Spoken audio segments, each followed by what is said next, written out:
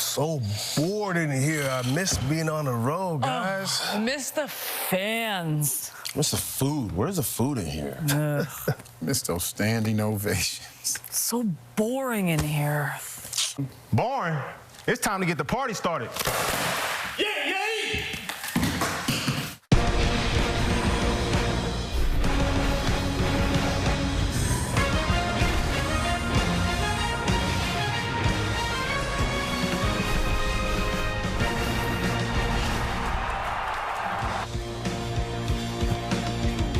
And he came in last week, had one touchdown. Tonight, Cody Fajardo is coming to lead the Edmonton Elks and hoping to get a win at Mosaic Stadium.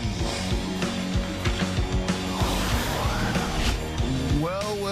Do you think Jameer Thurman is going to welcome the visitor into his building? I don't think that Jameer Thurman is going to be too friendly to Cody Fajardo making his return to Regina. Not at all. The Elks, one of the bright spots, that man, Jake Ceresna. The Elks have 3 sacks. He has 1. The Elks have 1 interception. That's also Jake's. He can do it all. He may need to do it all tonight if these Elks want to have a chance of pulling it out. And this man, living up to his nickname last week, T-Money, just 5 yards shy of 400 passing, 3 TDs at 39 years young. He is the ageless wonder. He is aging like fine wine, just like the panel is at this point. It's Enoch Mwamba, it is David Sanchez, it is Milt Stegall. Who was that random person yelling, yeah, off the top? Is he still, there he is. Who is that in studio? Do we pay this person? Not after tonight. This is it. All right, we're looking forward to a great Friday Night Football as we head to Mosaic and we join our Britt Dort. And Britt, I did ask you about the smoke. I had to in this one 2 weeks ago. Obviously, we had that massive delay, and your response was, oh no, I never have a weather delay. I'm not a jinx. And you know what? I love Claire Hanna more than you would ever know. But if I see Claire Hanna on this screen, then I'm a little concerned about the weather, but it's perfect for a little Friday Night Football. Yeah, I don't want to brag, but all I had to do was return to Saskatchewan and we get blue skies. Perfect. So sorry, Claire. I'll get rid of that one. You know who else is returning to Saskatchewan? You mentioned it, Cody Fajardo. And since he left following the 2022 season, I will admit on game days, I do see still a ton of Fajardo jerseys here in the green and white. And he said, I expect to still see those again here tonight. The only difference is they're probably going to be booing me. But it is kind of strange to think that in the 3 times he was supposed to face Saskatchewan when he was with Montreal, he couldn't because he was injured. So it's been a long time coming.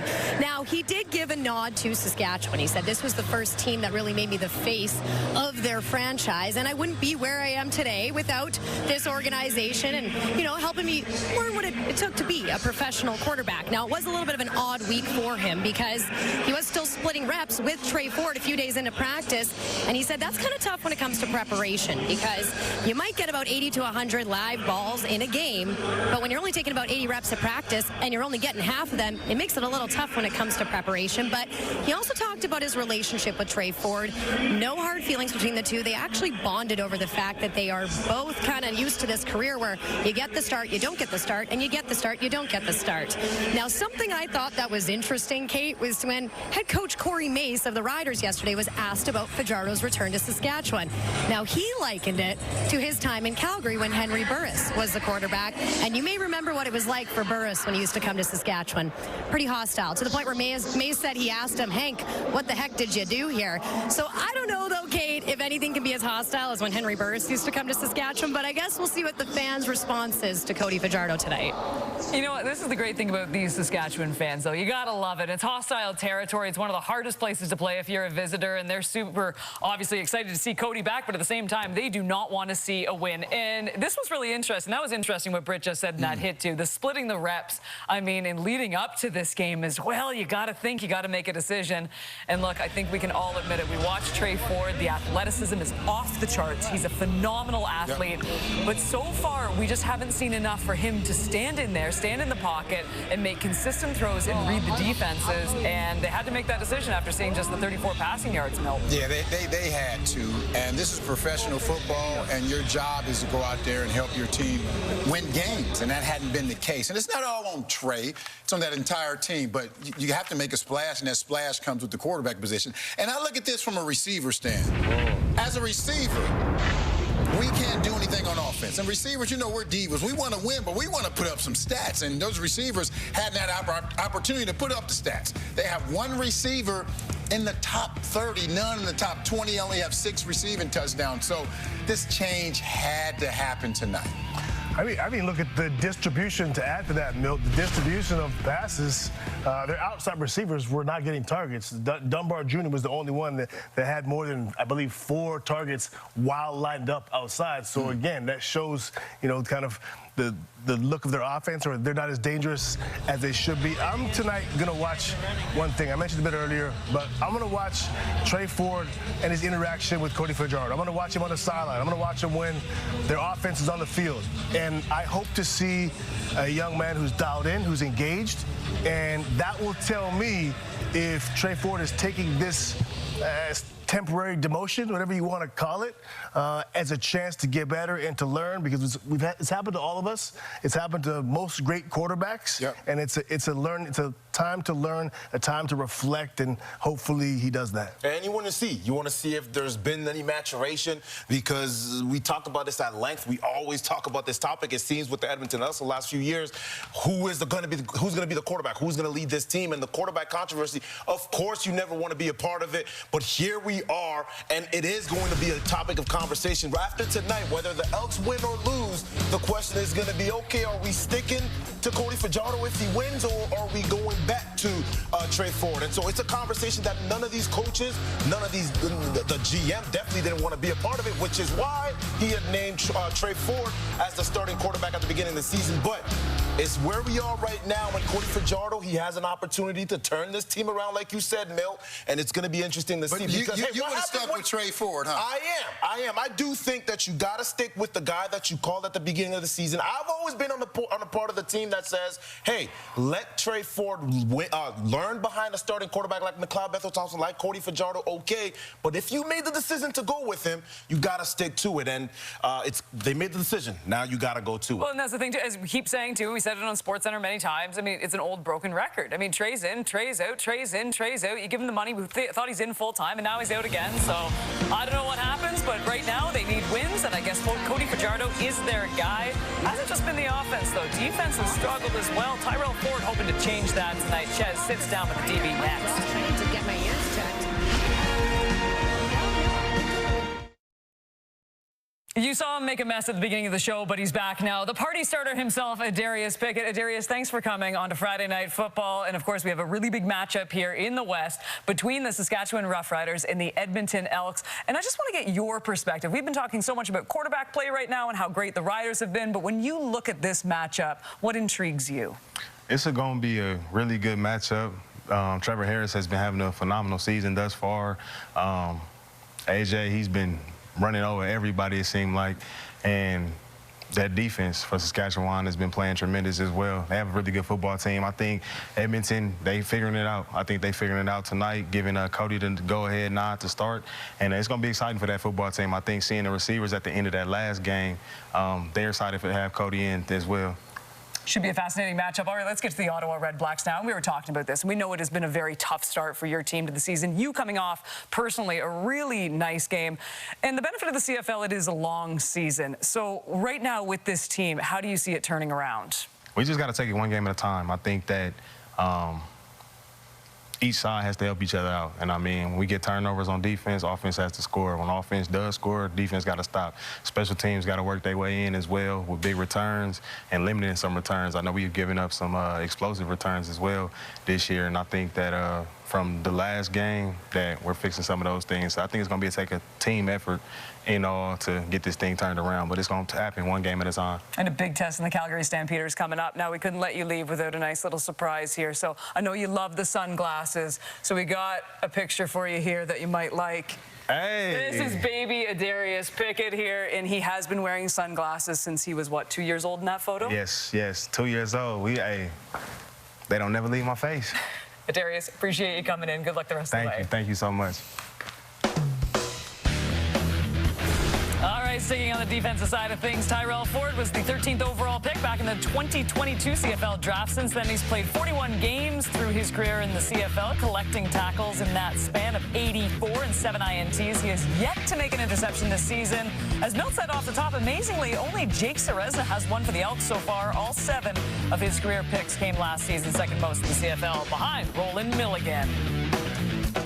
Who better to talk about a DB than a DB himself in Davis Sanchez? And Chez, when you sat down with Tyrell Ford, which we are about to see, you were just so impressed. Yes. Obviously, we know he's athletic, but it was his depth of knowledge that really set him apart. Yeah, I pulled up a couple plays from him here that we're going to see, and instantly, just watching him explain to me why receivers were taking certain releases, some spacing stuff, timing stuff, things that me in my 13-year career, I learned, midway through or at the end of my career, he already understands now, but he understands timing. He's got a great feel for the game. It was just great to talk to him, but take a look right here, Chalk Talk with Tyrell Ford. Another episode of Chalk Talk. Glad to finally get a chance to sit down with Tyrell Ford. One of the things that folks have noticed about you is you're always getting your hands on the football. 7 interceptions last year, a whole lot of breakups. Let's take a look at a couple plays. Let's start with this one here. This play versus Saskatchewan. This is the formation we're talking about. There's a tight end at the top of the screen, which means that receiver up at the top has a waggle and can hit the line as fast as he wants, and you're pretty much by yourself to the wide side of the field. Yeah, so the first thing I'm thinking is I know I'm hot. I know the ball's coming to me. It's arguably their best receiver. It's me out there with no help, a true one-on-one, so I know the ball is coming. If you look, I'm a little bit more squared up a tiny bit, just because I know there's nothing to read, there's not really much going on. Where I'm still kind of peeking into the backfield because I need to know if it's a quick game or what is going on, and obviously it looks like it's going to be a play action. I know I'm getting a deeper route. So boom. As soon as he breaks on that corner, I remember because I played against them earlier in the season, and I know he likes to run double moves. I'm making sure, boom, if they throw it vertical, I can still get it. If it goes on the out here, I'm probably just gonna have to tackle it. And I'm being patient, I'm staying relaxed. It's still low stress for me because I have so much space between me and the receiver. So I kind of open on the corner a little bit to respect it. But I'm like, they didn't do all this to just run a corner with play action, run a corner away from the thing. And your speed turn here.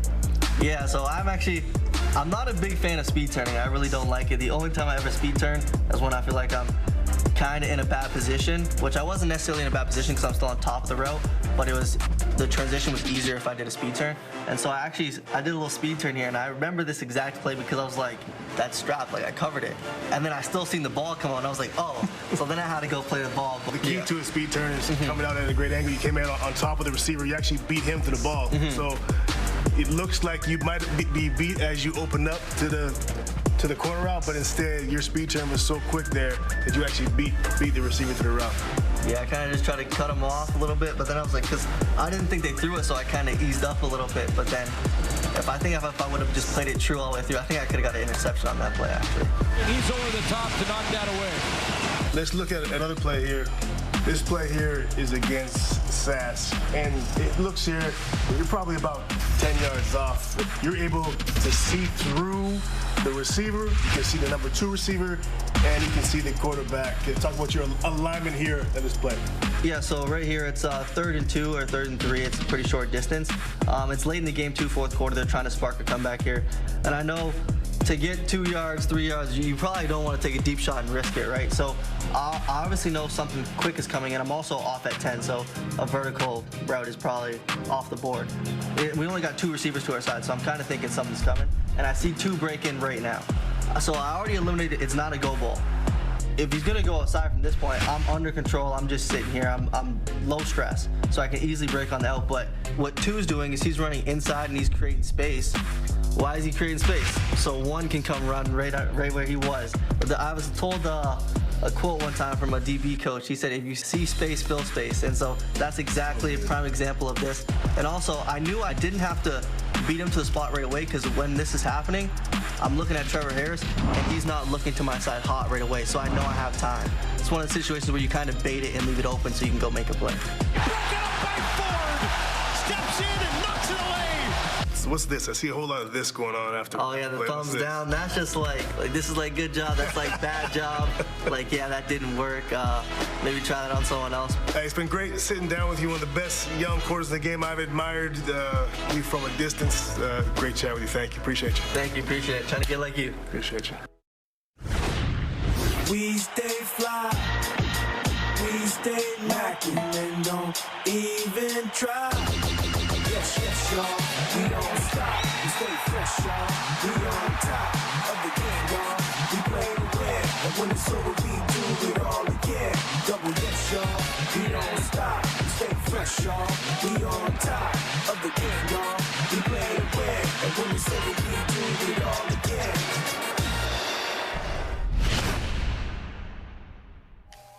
Friday Night Football, of course, means our Luke Wilson is on site. And unlike 2 weeks ago when we had one of those fake games, it's definitely going off tonight. And we saw him in the Run Hut in Winnipeg a week ago. And Luke, you look like you're right in the heart of Pill Country now. How's that going? I am. Kate, I mean, Pill Country seems electric. It's Christmas in July here. Okay?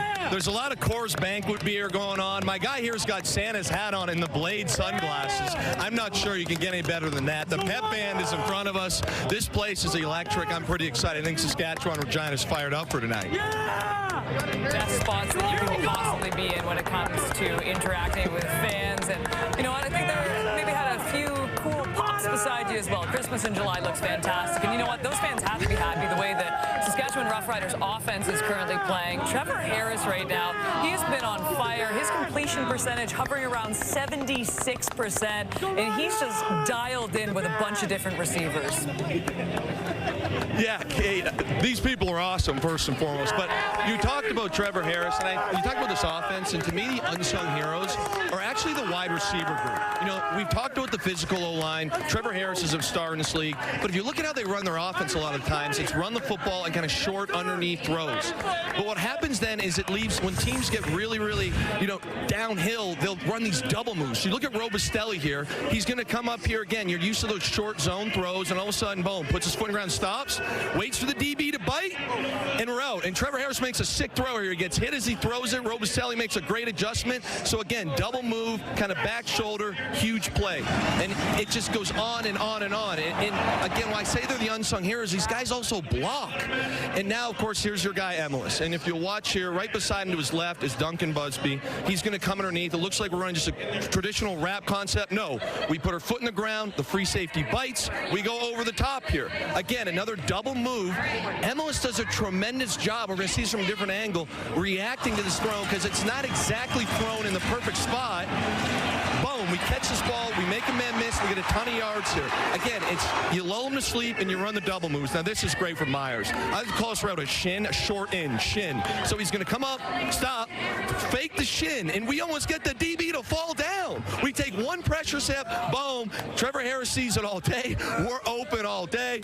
Ball's perfectly placed. We got a tutty. So again, you talk about this offense. This is the unsung group, the heroes of this offense, because they're involved heavily in the run game.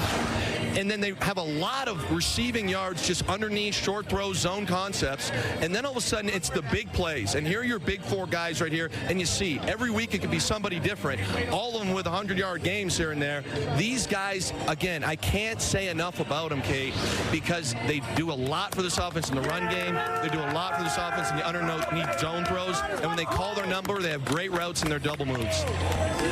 Luke, I am thoroughly jealous of you being in Pill Country, but I'd also like to be on Milligan's Island because this looks like a fantastic place to be for Roland Milligan. My goodness, it was a fantastic year for him, wasn't it? In 2024, 8 interceptions, first in the CFL. Completion percentage allowed in 2024, first in the CFL at just over 54%. He looks really relaxed here. Just in a boat with Gaynor the Gopher. Most outstanding defensive player of the year. That's been Milligan's Island. Here's Britt with Roland. Well, Roland, you have 2 interceptions on the year, but you're leading the league when it comes to reception yards at 105. How can you be efficient out there again tonight? Just trying to play my game. Don't do nothing any different. Just try to be the best version of myself. Well, I know you used to play with Cody Fajardo when he was a member of the Roughriders. You've never had the chance to play against him. What challenge does he bring? He gets a good time and good decision making. He gets the ball out of his hands quick, so we got to make sure that we on his reads real fast. How can this team stay atop of the West tonight? What's going to be important? Penalty-free football. That's kind of been something that's been hanging around a few weeks ago at least, but and just knowing who we are and just trying to be who we are. Don't try to be anybody different. Just do what you're supposed to do your job, and we'll be all right. Thanks so much, Roland. Thank you. How relaxing did Milligan's Island look? That was nice. He's relaxing. I think we should take a trip to Milligan's Island. I like that. Camel trip? I'm down. Is there food is the question.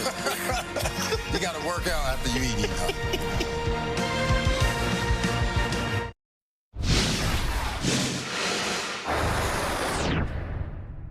Special Friday night edition of Head to Head, Milt. We tried to find something that we could be on opposite sides of, but one number jumped out for both of us. So for you guys, we're going to give you something we absolutely love, and that's the under. Cody Fajardo passing. Me and Milt both are play of the day. Milt, why do you like it? Well, there's a lot of things that are not working in his favor. One being this offense is averaging like 218 yards a game.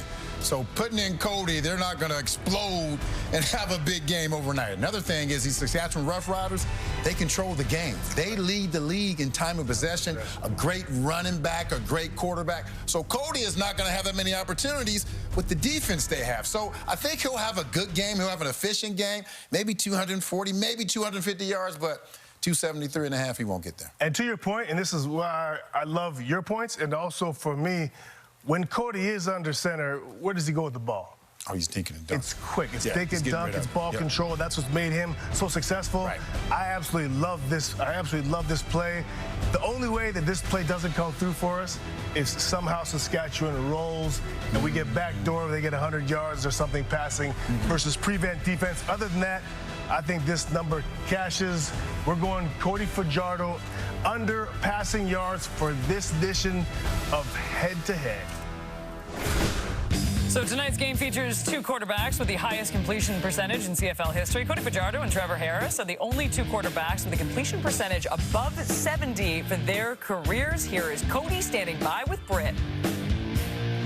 Well, Cody, I know it's been a long time coming. You finally get to return to the place that you once called home. How does it feel? A little nostalgic, but, you know, I'm fired up. I got a lot of emotions running through me right now and find a way to calm myself before the storm and go out there and try to put on the best performance for my team. I know it's been an interesting week. You were splitting reps with Trey Ford to begin it. How did that affect your preparation? You know, I got to draw on the experience I've had.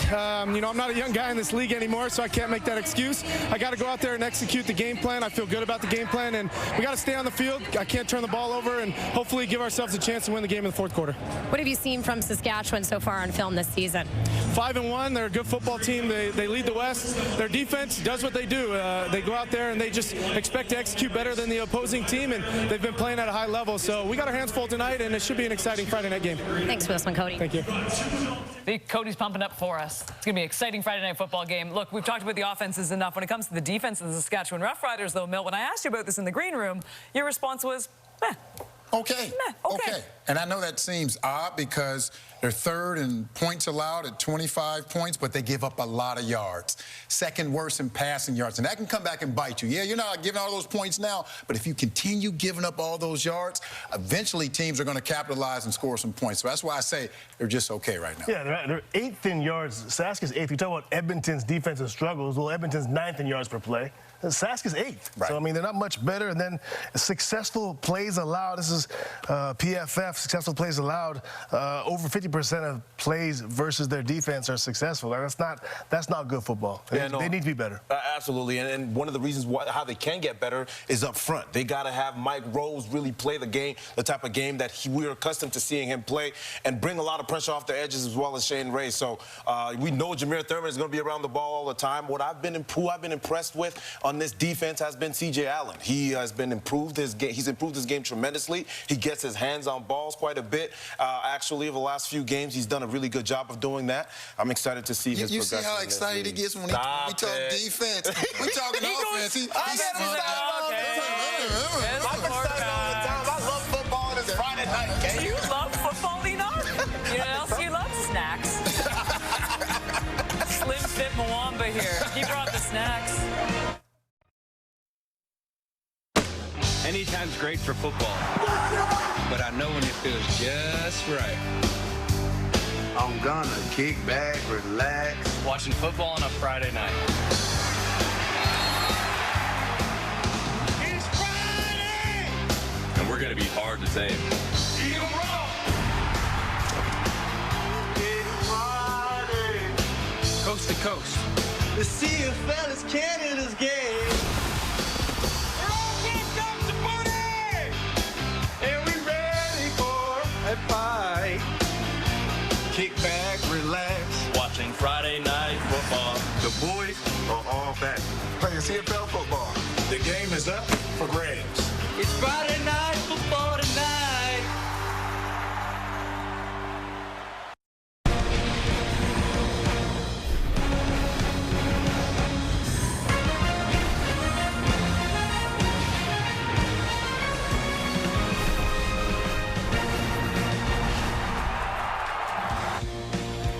It is Friday Night Football on TSN. Kate Burness alongside Enoch Mwamba, David Sanchez, Milt Stieglers, the Fantastic Four we're now calling ourselves. Is that what it is? I don't know. I saw it on social media, so it must be true, to be quite honest. Let's go through some key matchups. We got the Saskatchewan Roughriders. We've got the Edmonton Elks, who desperately need a win. They made that quarterback change. Ches, who's your matchup tonight? Yeah, it's really Cody, and you just said this, Bill. I'm not biting too hard, but it's Cody and his emotions. Cody, he just talked about it. He said, I have to calm myself. He said, I have to draw from experience, and I have to. The second thing he said, I don't want to make a mistake.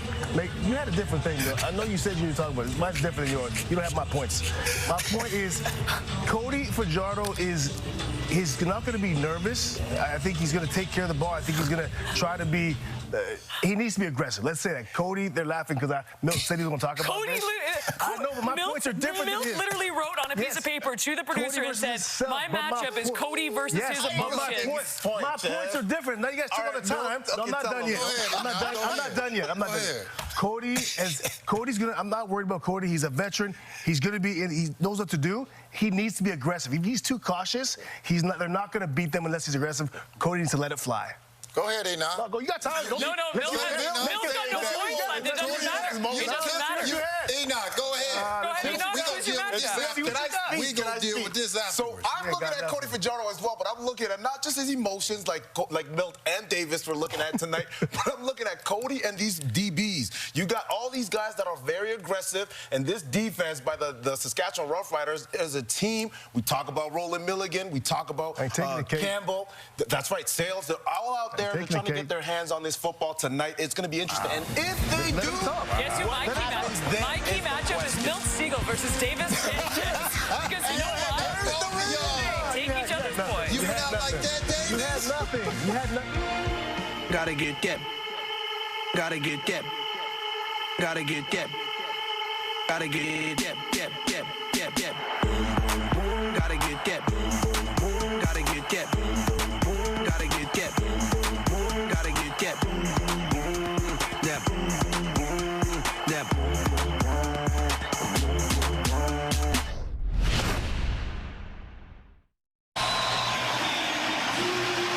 On a very balmy night, Kate Burness, thank you, here in southern Saskatchewan. But I am pleased to report there are no issues with air quality, not like the last time a couple of weeks ago. First meeting of the season between the Roughriders and the Edmonton Elks, who really made some news this week, Lapo, coming off the bye with the change in quarterback, Craig Moore being replaced by Cody Fajardo.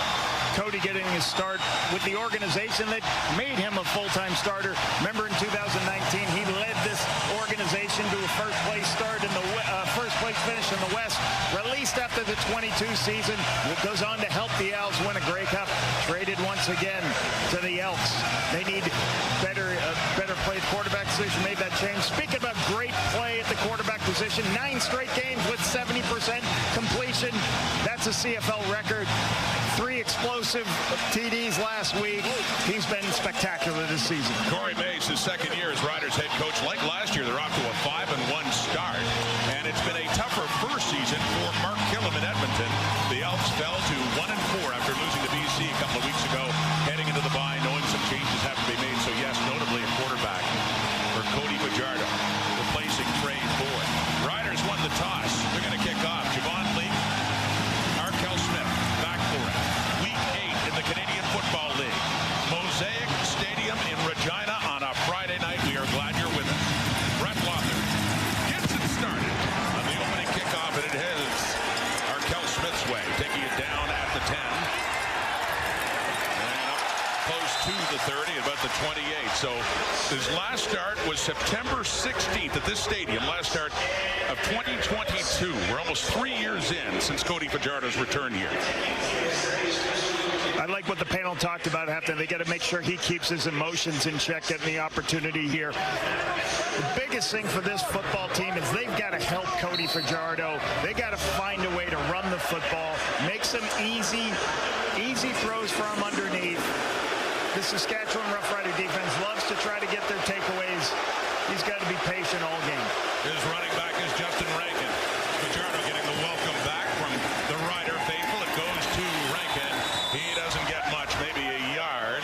Second down coming up as we take a look at these starting rosters here. David Beard returns after an injury. Also allows Mark Cordy to move back to his left guard position. So those are two changes for the Elks up front. Stephen Dunbar Jr. leads this team with 7 second down conversions. He's who Cody will go to get first downs throughout this game. And maybe a foot. We'll call it a 2nd and 10. Rankin only had 4 yards rushing last week in Vancouver. We want to get him going. But it's a passing down. Fajardo throwing. And off there for Arkell Smith, who does catch the ball, but doesn't get much there. It's a quick 2 and out for that Edmonton offense as the punting unit will head on the field. He's going to see a lot of this zone defense all game, backing everything up, forcing Cody to throw these underneath throws. Just shows how important when they run the football, they can't be in long yardage situations, or else they're going to have to punt a lot tonight. Dre McCray, in his second CFL game, is the returner after the injury to Mario Alford. Normally the one back there. It's Cody Grace to get rid of it there from just across his 20, and coming in on that punt is McCray, 45. Met at about the 48-yard line. DK Bonham among those in on the tackle for Edmonton. So Trevor Harris having one of his best seasons as he gets closer to his 40th birthday, and just a remarkable year so far for him. 4-1. Jake Mayer got the other victory this season in his start, but 76% completion percentage, Lapo. And he's always been great at completion percentage, but an interesting stat that came up this week, 20-plus passes, deep balls, 12 of 17, 71%. That's a crazy good completion percentage for balls that are 20 yards downfield. Not just the underneath stuff for Trevor this year. From the Rider 47, faking the handoff, and the throw coming in as Joe Robustelli. J.J. Ross getting the start of the boundary corner in this one, making his debut. That's incomplete, second down. Couple changes on the left-hand side. Darius Washington got his first start last week. Looked really good. Noah Zare gets his first start this week, replacing injured Zach Fry. Looking forward to watching this guy, Dante Myers. 4 big play catches of 30 yards to lead this team. Had a huge touchdown last week. A lot of fun to watch. He leads Dante Myers. Yeah, Lapo receiving touchdowns, leads them with 4. 2nd and 10 after the incompletion 4-man rush. Harris has time, and he completes that to Samuel Emilus. That's across midfield into the Elks zone, down around the Edmonton 47, and a first down Saskatchewan. Emilus is the big target. He tries to throw in the middle of the field, over the top of the linebackers. We call this a level 2 throw, Rod. Over the top of the linebackers in a position for Emilus to make the catch. He's going to have to make that catch with, we always call that a contested catch. There's a lot of people around him going to deliver a blow. Great location. Put it up, give them an opportunity to make the catch. Gain of 16, down to the 47 of Edmonton. A.J. Allett, his first carry. And another another strong game and a stronger season, too, with Saskatchewan last week at BC Place in the Rider win. Happy to see this guy, Jake Ceresna, back after an injury for the bye. 8 sacks last year, only 1 so far this season. Cheelan Gaines, first-year player from Wake Forest. Looking to see him in that always difficult Sam spot. Had a lot of plays so far. And Kenneth Logan gets his first start at free safety. He's going to replace an injured Royce Metier. See Logan there at safety, and we saw earlier J.J. Ross, the Vodrick Bynum getting injured last week against the Lions. So yes, some changes recently in that Edmonton secondary. Or the week before against BC, before Edmonton coming off the bye. But that's Niles Morgan, their star middle linebacker, getting some attention now, and he'll have to head off for at least a few plays.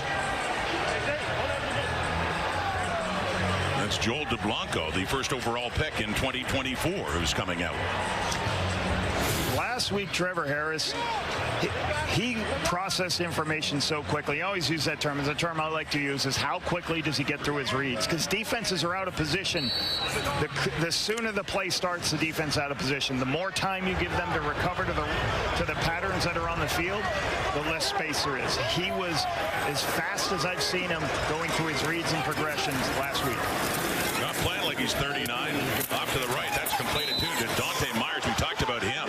The season that Myers is having, 394 yards receiving, coming in with 4 touchdowns, 7 for 132 last week. Quick throw inside to Myers. The farther off the corner is, he's going to take this throw on the outside. Try to get that first down yardage. Nice tackle on to prevent that extra yard or 2 to force this field goal. So a 3rd and 2, not quite enough, but a field goal situation here for Brett Lothar with Joe Couch to put it down at the Edmonton 47. Lothar 14 of 20, longest of 48 this year. Drifting off right, and it is no good. And Javon Lake right at the dead ball line. So they get 1 point on the board instead of 3. As Cody Fajardo back in Saskatchewan. I tried it. I couldn't find it. Now I just wanna get back to me. Oh, baby. Ooh, back into the man I used to be. It was 2019 that the Saskatchewan Roughriders gave the keys to the offense to Cody Fajardo. 3 years the #1 quarterback here, and now finally, nearly 3 years later, he comes back to Mosaic Stadium. Let's say hello to Britt Dorn.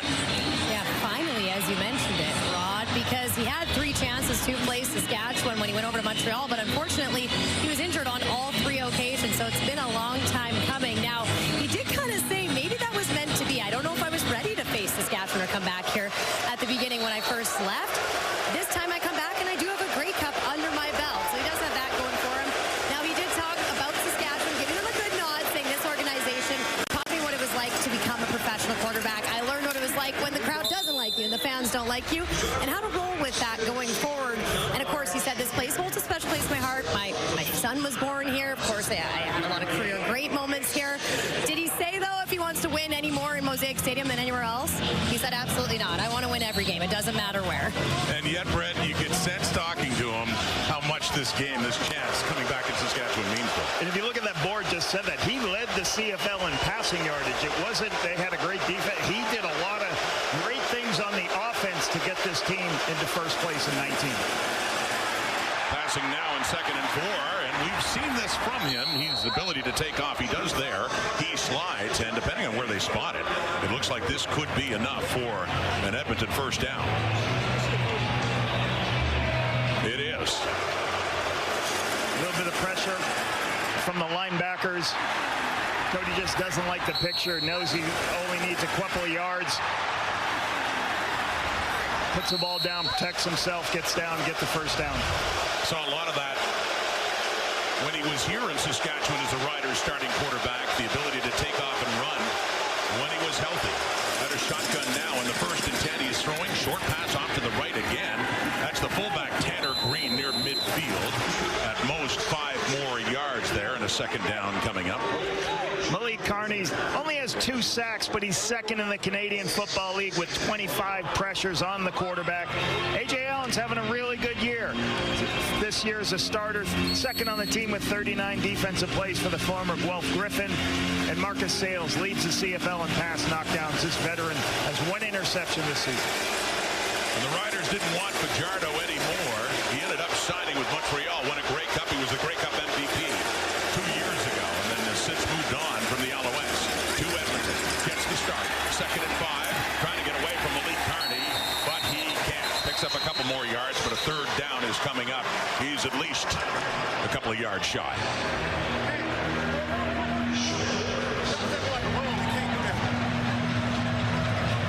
They're on the Saskatchewan side of midfield. Ball put down around the 52. So Cody Grace is on to punt it away again. He was with Mark Killam in Calgary several years, and Killam was the special teams coordinator. And moving over to Edmonton together this year on the 3rd and 2. And McRae is back, standing right about the Rider 10 for this.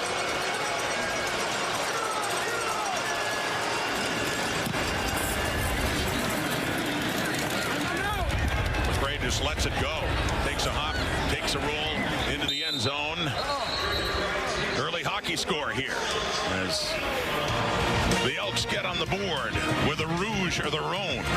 Back to Trevor Harris. The new number 7 in Saskatchewan after Fajardo left a few years ago. Last week, BC Place, Trevor Harris was sharp right from the get-go, opening drive and connecting with Dante Myers for that touchdown. Harris, 23 of 30 for 395, 3 touchdowns, 1 interception. Lapo, he's averaging over 400 yards passing over his last couple of games. A lot of the yardage came on what's called double moves. You see one right there. And a double move is when you start to run a route, when the defense bites up, then you go deep. Why can this football team do that so much? Because how good Trevor is getting first downs. Best in the Canadian Football League at converting. They have many opportunities to run those double moves.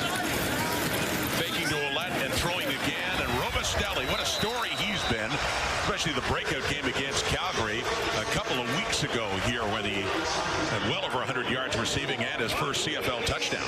Talked to Jeremy O'Day about Robustelli and actually saw him at a free agent camp, and it was kind of crazy. They said, hey, you got to go play some regular football before we can sign you. Goes off to Tusculum and has a great career there. Ends up making it to the Canadian Football League, and obviously talked about the big week he had 2 weeks ago. Yeah, that was actually closer to 200, 11 for 191 at the touchdown. There's Ouellette. And trying to fight his way for a first down. Gets it up around the 50. Should be very close. They didn't need much there, just a couple of yards. Part of the tailback's job is just to have patience to see these holes develop. There is a blitz coming on the inside where there is a free player. You're going to see one of the linebackers ends up being a free player. But as AJ sees that, he just does a jump cut to the left. He just jumps to the left and then gets vertical. It's second and short. It's great balance in lateral. You have to have lateral movement skills as a running back to create first downs. He does get that first up around the Rider 51 and a 1-1 tie. Little play fake. Harris on the move. He rolls to the right. He's being chased and just throws it away. So second down coming up. That's Jared Brinkman, one of the ex-Argos, a slew of them coming over from Toronto to join Edmonton this season. Brinkman getting that push. We'll see him. This is a little bit of a play-action pass. Brinkman's now kind of chasing as Trevor starts to go across. Trevor gets flushed this way, throws the football away. Good pressure. This defensive line has struggled getting sacks this year, Rod. Brinkman's a talented player. Got to give him more opportunities. It is surprising, Lapo, when you got Serezna coming back. You get Brinkman, Brandon Barlow coming, Robbie Smith, who's now hurt. The pass, Ouellette reaching down and calling that a catch. No, it's been overruled. It is not a catch for A.J. Ouellette, who is trying to sell that, but incomplete. The ruling on the field is incomplete pass. It's going to be third down. So punting, Saskatchewan will be. Now he's covering on the center, and when you see that, you're trying to affect the center, get the one-on-one. A little bit of a twist with the end coming in, and then the nose guard coming around on a twist to help free up free rushers. Joe Couch to punt it away from the Saskatchewan 36. Javon Leake, the sole returner back for Edmonton. The Aussie Couch. Leake takes it at the 18, finds some room up the left side, and then gets pushed out of bounds. There's Jared Brinkman getting the breather, trying to get some heat on Harris. We got rid of it, but no catch. Olet. First quarter at Mosaic. It is the 1-4 Edmonton Elks against the 5-1 Saskatchewan Roughriders with an opportunity, Lampo, to get back on top alone in the West after Calgary lost to Montreal last night. And why does Edmonton make this change? There's a lot of things that the Elks have to improve on, not only defensively and offensively. Why did they make the change with Trey Ford? They've got to get more first downs. They don't get enough first downs in the Canadian Football League. Worst in the CFL. So it's Cody Fajardo and his first deep look down the middle, nearly intercepted by Roland Milligan. That was for Curly Gittins Jr., who wanted a call there with Milligan coming in. A deep shot tried there by Fajardo. Cody recognizes there's no safety in the middle of the field. What do you do when there's no safety? You take the shot. But Milligan's right there. It's a little bit underthrown. Milligan goes up to make the jump. You would love Curly Gittins Jr. to kind of recognize that and try to jump up and be in that position. But Roland Milligan's right there to recover on the deep ball when there's no safety in the middle of the field. Nearly had his third peck, and that's 23rd knockdown of his career, too, for Roland Milligan. So stepping up in second down, that is complete. Zach Mathis has it across the 40 as takes a pop there with Tavon Campbell. That's enough for an Edmonton first down. Zach Mathis is going to take some hits because he's 6'7", Rod. He's a big target, big. Sat down in the zone as Cody scrambled up to find space. There's a nice completion in the middle of the field. You'll see as Cody climbs, you see Zach there. That's what you want from your receivers. Find the space in the zone so as the quarterback scrambles, you can get to him. Supplemental first-round pick last year. Second first down for the Elks in this game, and that's a carry there by Javon Lee. Some time on special teams and running back in his second year with the Elks. And for the Elks to have success, Justin Rankin last week had 3 rushes for 4 yards, a 1.3-yard average. They've got to find a way. I don't care who the quarterback is. You got to get some productivity in the run game to be successful. So that's a good run for them. Put them in second and medium here. As Leak stays in after that pickup of 4 yards, a second and 6 up across their 45. Throwing again is Fajardo quickly. And right to Leak. Tries to extend the ball close to the first down marker, very close, up around the 48. And it's... Let's see where they spot it. If it's not a first down, it is. Ben Major signaling yes, indeed, referee for tonight's game. He's going to come out and then go back in. You're going to have one run in, and what you're trying to do, this is what's called an angle route. You're going to try to go out and then back in, find that little space. Cody throws it in time to get that first down. Have a good drive, 2 straight first downs. This is what the Elks need. It's up to the Edmonton 53. Pump fake. Deep look again. Over the middle and open is Mathis. Has his second catch. Fajardo hits that big target for the biggest play for the Edmonton offense in this game. All the way down to the Rider 20, and Mathis is still down.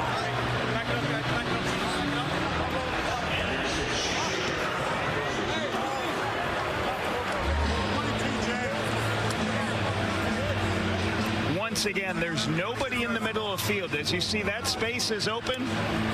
Cody recognizes it, fakes a screen, and then throws it deep to Mathis, a big target. He high points the ball. So a little misdirection here. This is eye distraction by Cody. He's trying to fake the screen and then throw it down to the middle of the field. As we said, Zach Mathis is 6'7". Huge target for him to throw it up to. Hopefully he's okay here. Maybe he just got the wind knocked out of him making this catch here. over Nelson Lacombo. So you look at Fajardo's number, 6 for 7 for 69 yards, misleading that most were short passes, but that one was 35 yards. His biggest strike as a quarterback for the Edmonton Elks as Mathis is still down. We'll take a break in Friday Night Football in Regina. This being Friday Night Football, pleased to have Luke Wilson join us again. And Luke, to talk about the battle in the trenches being won by the defenses so far. Yeah, it definitely is, Rod. And when you have a 1-1 game and take out that last big shot, a lot of it you want to pinpoint on the quarterbacks, but there's not much out there for them. If you look at what's happening, it's happening to both teams right now. They're just pressure on the QBs with 4 people. And that means you got 8 dropping. And again, here's Fajardo. You bring 4. There's 8 guys playing zone. What do you want the guy to do? And we get home here, gets flushed. And it's on the other side of the ball. Brinkman's having a day right now. We're coming right after him. We get flushed out of the pocket. What do you want these quarterbacks to do? And here, just a very simple stunt. We don't pick up. There's no time. There's 8 zone droppers. If we want points, we've got to figure out how to block 4 people up front. And I think both teams have a good enough offensive line to do it. There's been a bad miscommunication up front so far. And Luke, you said at the outlier just most recently, they finally did hit a big shot. Fajardo to Mathis, who was finally helped off the field. You see him just slowly heading off as they're about to resume play, and a big first down at the 22 of Saskatchewan, the deepest the Elks have gone. Cody Fajardo at quarterback. His running back is Rankin.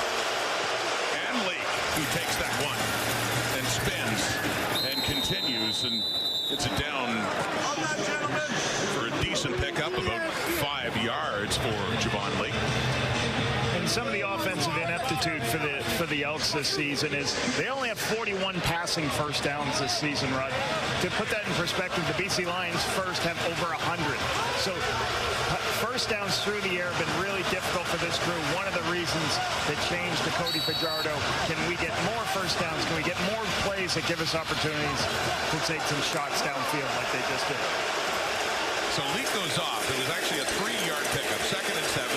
It's Rankin in at running back. The crowd really making it difficult for Fajardo now. He was used to when he wore green and white. Takes a look inside the 10. It is caught. And that's Keon Julian Grant, who was a target back in the days together with the Montreal Alouettes last year. In fact, they connected for a touchdown in the East Final. The halfback is going to be high, the corner's going to be out here, and the Sam's going to be inside. So what do? Roll it a little bit, guys, and then we'll pause it. Pause it right there. He's going to have to go outside, he's going to go inside, and you hit the little space underneath. That's finding the spot in the zone coverage. That's a veteran quarterback seeing the picture, putting the ball on. First and goal at the 7. Good drive, Edmonton here. Faking to Rankin. Fajardo can't find a target.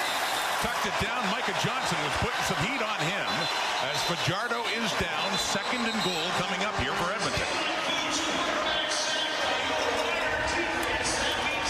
Micah Johnson, the strength of Micah Johnson is that he can do a bull rush. And what does that mean? He can just take people and bench press them straight back into the quarterback. That's what you see. We just heard Luke talk about the line of scrimmage. Edmonton had no end on their right side.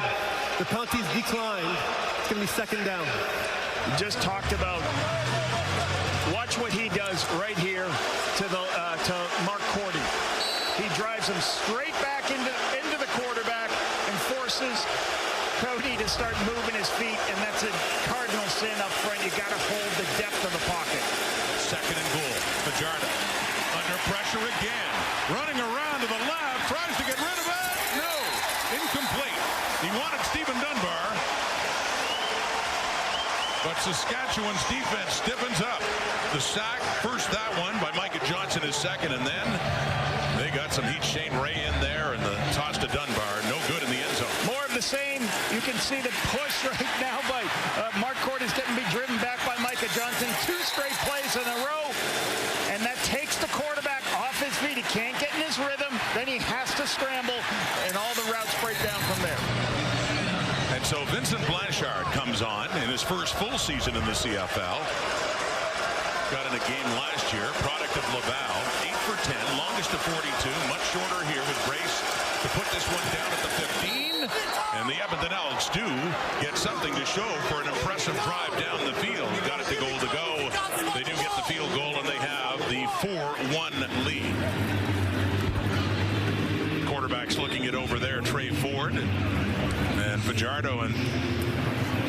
Schneider, the third-string QB, number 14 as well. This is one of the reasons, obviously, a change. How can we get a spark for our team? How do we get a spark? Now, I'm not going to put all this on Trey Ford. If we did a board of the defensive rankings, it's going to be just as high. I used a highlighter rod on my sheet that has how many times the Elks defense is ninth. I ran out of ink on the highlighter. There's so many. They're last in 9 categories.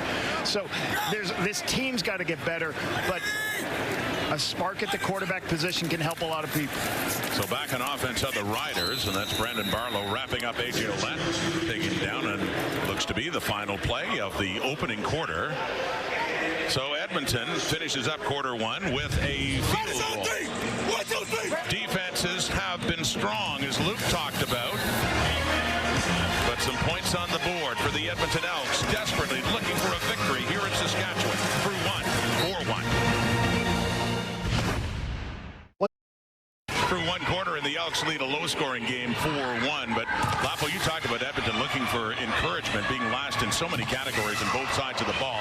They did get some of that in the first quarter. Yeah, to start with offensively, a nice touch, not a touchdown drive, but they went down the field, had an explosive pass play to get them in field goal range. And defensively, Trevor Harris only having 29 yards in one quarter. That's a good stat. Usually he gets 29 yards on the first or second drive of the game. So the defense is holding up. They got to have a couple more big stops and help get the ball back to Cody Fajardo and company. Who must be feeling it, the emotions coming back to a place he used to call home and now hearing it from the fans. 8 for 10, a lot of short passes early on, but did hit a deeper ball, 35-yarder to Zach Mathis. It's 84 yards passing right now compared to the 29 for Trevor Harris, who's on the field now to start the second quarter. 2nd and 6 after that carry by A.J. Olette. Here's Harris over the middle. It is caught as Keyshawn Johnson. Then he gets up again and finally gets tackled there by the Elks. But Keyshawn Johnson, their leading receiver in yardage coming into this game. Over Kobe Williams. Breaks it back inside. Recognizes the man coverage. Great hands by Keyshawn. See how he gets inside position. That's what you want to do in man coverage. Great hand-eye coordination to make that catch. Get it across midfield now. It's a 1st and 10. A.J. Olette left side. Gets barrel, and Niles Morgan comes in, one of the top tacklers each year with the Edmonton Elks. And does a nice job. A couple of tough guys there, and down goes Olette after that carry. If you watch, you're going to get the defensive and jump inside on what's called an outside zone play. What's the tailback do? Keep bouncing it outside. But Big Niles Morgan's there to make the tackle. So you got to get somebody up on that second level linebacker. Niles Morgan runs this down. Good read by AJ. Great positioning, running and make the tackle in space by Morgan. Gain of 3, 2nd and 7. Trevor Harris quickly knocked at the line of scrimmage and down incomplete. Closest receiver was Del Duncan Busby, but somebody got their hand up with the Edmonton Elks and ruined that play, setting up a 3rd down for Saskatchewan. Elks trying to do a little bit of confusion up front by doing what you call twists, trying to get the offensive lineman in one-on-one situations. They do, then they get a hand up and knock down. Another good stop by this Elks defense. Edmonton's defense, big story so far. Joe Couch off left for Javon Leake inside the 10. Start a few more yards. Nick Weave down to cover him, and Malik Straker as well. And special teams shaping into a beautiful night here on the Prairie.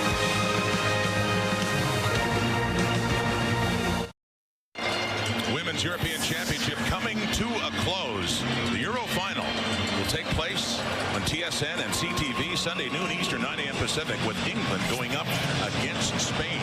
Watch it on TSN and CTV. Even Kermit's getting into the spirit. Must be hard here in Saskatchewan putting on red, but Christmas in July. So we do get some of the traditional red. We're also getting a lot of green Santa too. Lapo, too bad DeMarcus Christmas no longer plays for the Riders. He once did.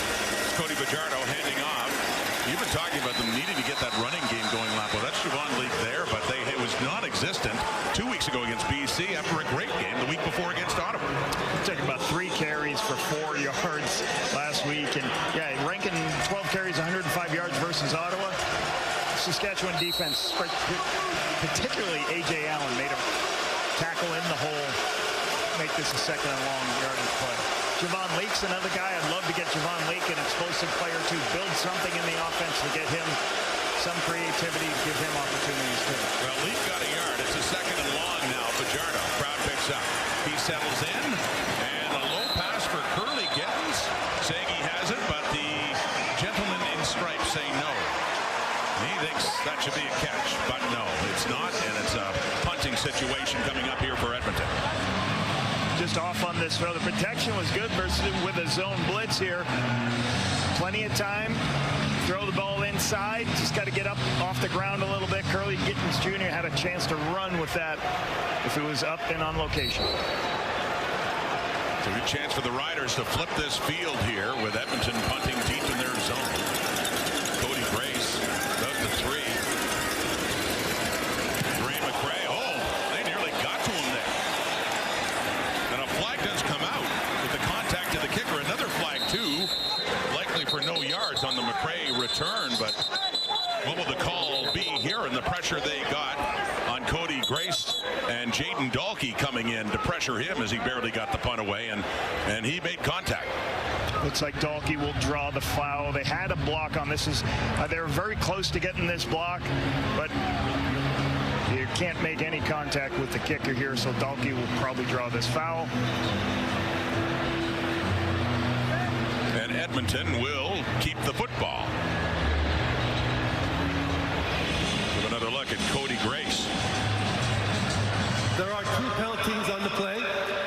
The first one is contacting the kicker against Saskatchewan number 38. That's a 10-yard penalty. We also have no yards against Edmonton, which is a 15-yard penalty. We're going to go back 5 yards and replay 3rd down. So a very difficult no yards penalty there. To take that penalty doesn't allow you to keep the opportunity to stay on the field. Yeah, the end result is they have to punt it away anyway again with the no yards. So back goes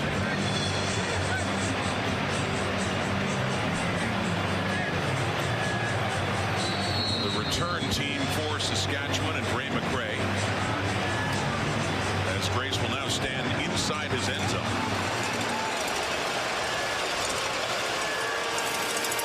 So the Christmas gift they get after that is to be able to punt again further back for Cody Grace. And clearly aiming it off to the left here for McRae. And inside the 40, he takes it. Ray McRae, good return going here. Still going, and a flag comes out in his second game with the Riders, standing in for the injured Mario Alford.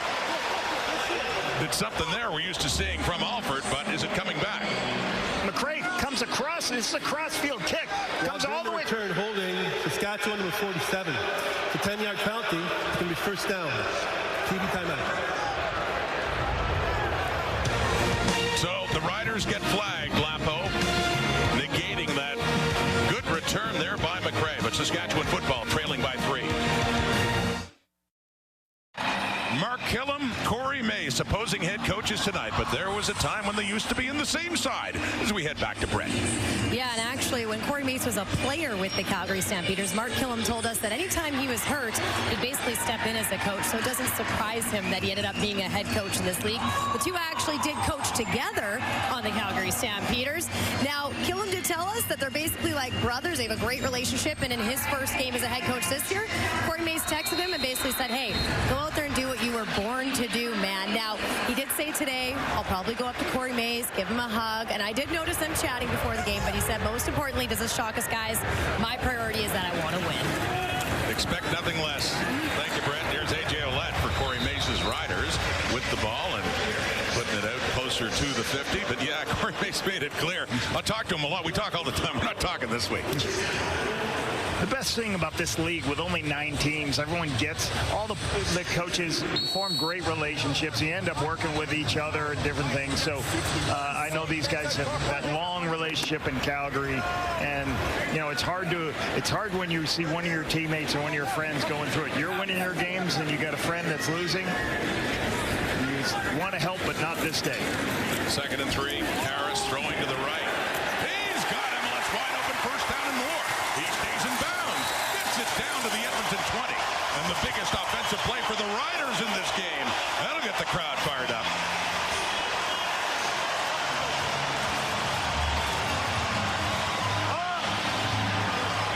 A corner route to the corner of the end zone. And you cannot be in a position where Kenneth Logan is inside position on the corner route. Trevor sees that right away, throws it at the high angle for that corner route. Kenneth Logan out of position here. Quarterback Trevor Harris going to make you pay. And Trevor Harris is now 14th all-time, 15th all-time in passing yardage. As he adds to his total here. Harris passed both Mike Riley and Dieter Brock, jumping ahead in the all-time list. This last week saw Bo Levi Mitchell move into the top 10, and there's Harris now into 14, passing Mike Riley and Dieter Brock in this game. Came in just under 80 yards shy of passing them and has 89 right now. What a career for Trevor Harris, as we've talked about. 39 years of age and climbing up the ladder in the top 10 all-timers, top passers of all time, getting closer to that top 10. 14 now. Here's Harris, 2nd and 7, throwing again. It is caught and is down just shy of the 10 for Dell Duncan Busby. One of the strengths of Trevor is what he just did right here. He doesn't wait for the deeper throws. He takes the underneath throws. He trusts that his receivers are going to get the yardage for the first down. They get close enough to be in that position. They got enough so they can go to the short yardage quarterback on taking the underneath throws. Trevor makes a decision quickly, and he gets the ball out of his hands, puts them in this short yardage situation. Well, yeah, Tommy Stevens is coming in, handles the short yardage. It's a long one, though, Rod. It's 3rd and 2. 3rd and 2. Saskatchewan going for it here. They could be trying to draw him off here, too. And they succeed. Jonathan Kongbo, he bites, goes across, makes contact. Flags come out. This looks like it'll be against Edmonton. So this will be a hard count. You may not have even had a play called, and you would have taken a 5-yard penalty here because it's not going to hurt your opportunity to kick the field goal. Edmonton, number 93. It's a 5-yard penalty. It's a first down. So good football IQ. You run everybody out. You do a hard count. You inflect and try to get them to jump off. Jonathan Combo doesn't know the situation. 3rd and 2. Everybody on defense should be saying, hey, hold your water, don't jump. I don't think they're going to call a play right there. Great execution by the Riders. So it's a 1st and goal. Saskatchewan knocking on the door. Harris back in. Ouellette has the ball. Gets it inside the 5. Tries to push a little further. Down to the 4, maybe 3-yard line. As Saskatchewan gets closer, trailing by a field goal, looking for a touchdown.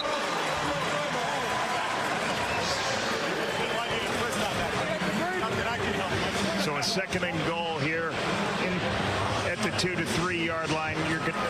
Usually you're going to see here some type of pressure from the Elks.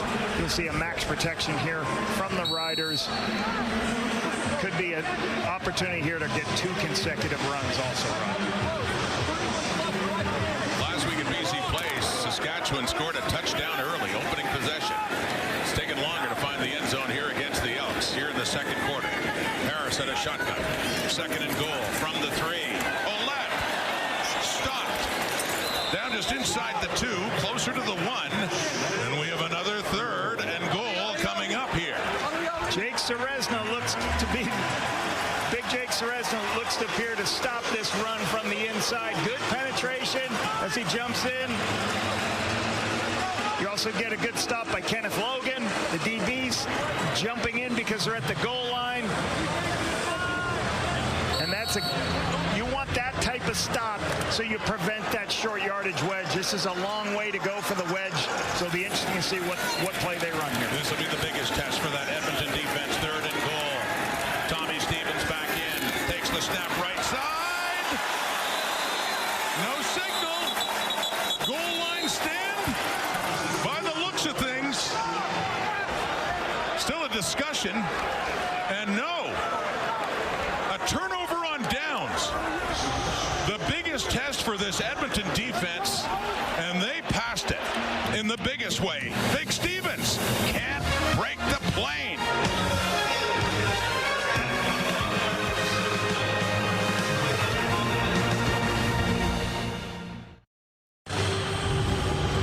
First of all, everyone's onside. That's where it starts. But watch right here. Cordell Jackson gets the penetration to stop the ball carrier.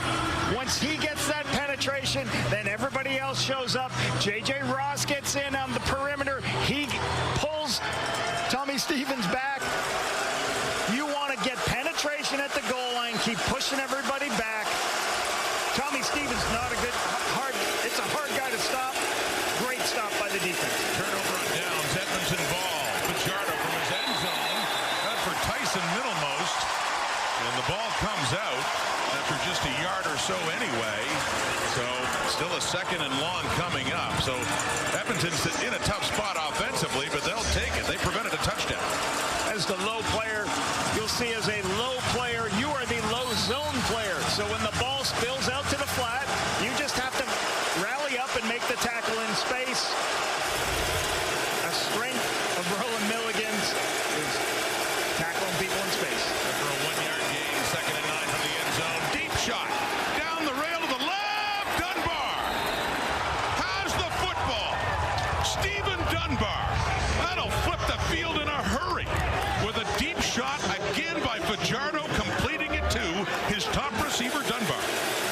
A team that has struggled with the deep ball gets a deep ball opportunity. Roland Milligan can't get off the hash in time. He's too far inside. Cody recognizes it and high point the ball. That's what you want from your receiver. It's short. I'm going to go up and get it. Take it away at the highest point. Flips the field for the Elks. All the way up to the Edmonton 43. What a turn of events these last few plays. Defense and offense. Fajardo has time. And he looks off to the right and just chooses to throw that one away by the Rider bench. 2nd and 10 coming up. But things looking a whole lot better for the Elks now after Saskatchewan looked like they'd be in position to score a touchdown. Cody recognizes Dunbar way out on the sideline. It's a little bit underthrown, but wow, one foot brings it down, steals it away from Milligan. Good push. Now the next play, he throws it away run. One of the things we talked about in our interview, I asked him, what are you better at years from when you first started? He's like, I don't take the shots anymore. If it's not there, I throw it out of bounds, or I'll take the underneath throw. Look for another play. Here it is, 2nd and 10 at the 43. Pressure coming, and he still escapes it for a while, but no, finally tripped up for a big loss. It is the weak side linebacker, A.J. Allen, finding a starting spot in this Rider defense with a big play to push Edmonton back to the 25.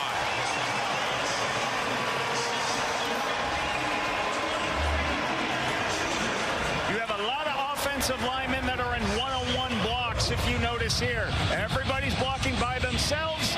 Somebody's going to lose out on one of those blocks. You see Micah Johnson get there, and then the cavalry starts to come. The Saskatchewan Roughriders are trying to play more pass rushers, less zone players. It's beaten the Elks offensive line. So Cody Grace will have to punt. Gray McRae is back for it at the 30, drops it, heads out of bounds. No harm. Rider ball, but no return. Rider football. There's A.J. Allen on that big defensive play. It looked like Micah Johnson was going to get another sack. It was Allen getting his second sack of the We're not even going to talk about the tragically hip, huh? Kingston's own tragically hip. Love him. A.J. Allen, I talked to Corey Mason about him. He says, hey, started out as a special teams player, getting better and better every opportunity. This opportunity this year with injuries gives him the opportunity to start this season. I love seeing those special teamers that earn starting jobs. Here's Harris on the first down. Oh, into the hands of Johnson, and it was like it was rejected. Knocked right down to the turf. Incomplete 2nd down. Cody's speed of recognizing things. There's a big window open here. Keyshawn Johnson just is a little late to see this, or he feels that 3 people are coming to make a shot. So you've got to understand, I know people are coming to get you. Make the catch, get down as much as you can. Niles Morgan with a good push to kind of get in the line of vision of Keyshawn. 3:06 till halftime. 4-1 Edmonton. Pressure coming. Harris gets rid of it. It's caught. He goes right back to Keyshawn Johnson and up near a first down, close to the 40.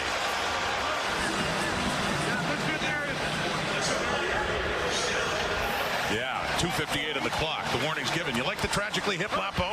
Yeah, I grew up a tragically hip guy. Even I though I'm love him American. too. Should listen to him again.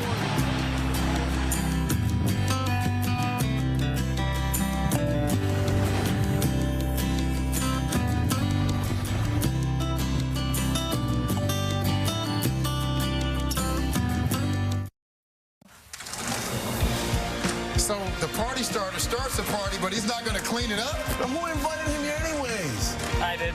Kate, you're supposed to plug that up, Kate. It's not even plugged up. You're not doing anything. Who gave me this? Darius, you need to be Thanks a lot, Pickett. Single 45. Back up. Panels in fine form in the studio. Be heading to them now. Very soon, a few minutes away to Kate Burness. Company there. 2:50 on the clock till halftime. Here at Mosaic, and another catch for Keyshawn Johnson. Having a busy little drive now all of a sudden with his Riders trailing by 3 as halftime gets closer. Quick throw to the outside. Trevor sees the corner lift. I can take this out underneath throw to Keyshawn Johnson. He's one of the reasons why CFL right now completion percentage, a league record, 68.6, best in the history of the CFL. We've got 5 quarterbacks with over 70% completion right now. Harris at 9 for 14. Lapo, Fajardo 10 for 14. Harris again. Oh, a little trip up, some contact there with Cordell Jackson and Keyshawn Johnson. And you see the flags come out for interference on Jackson.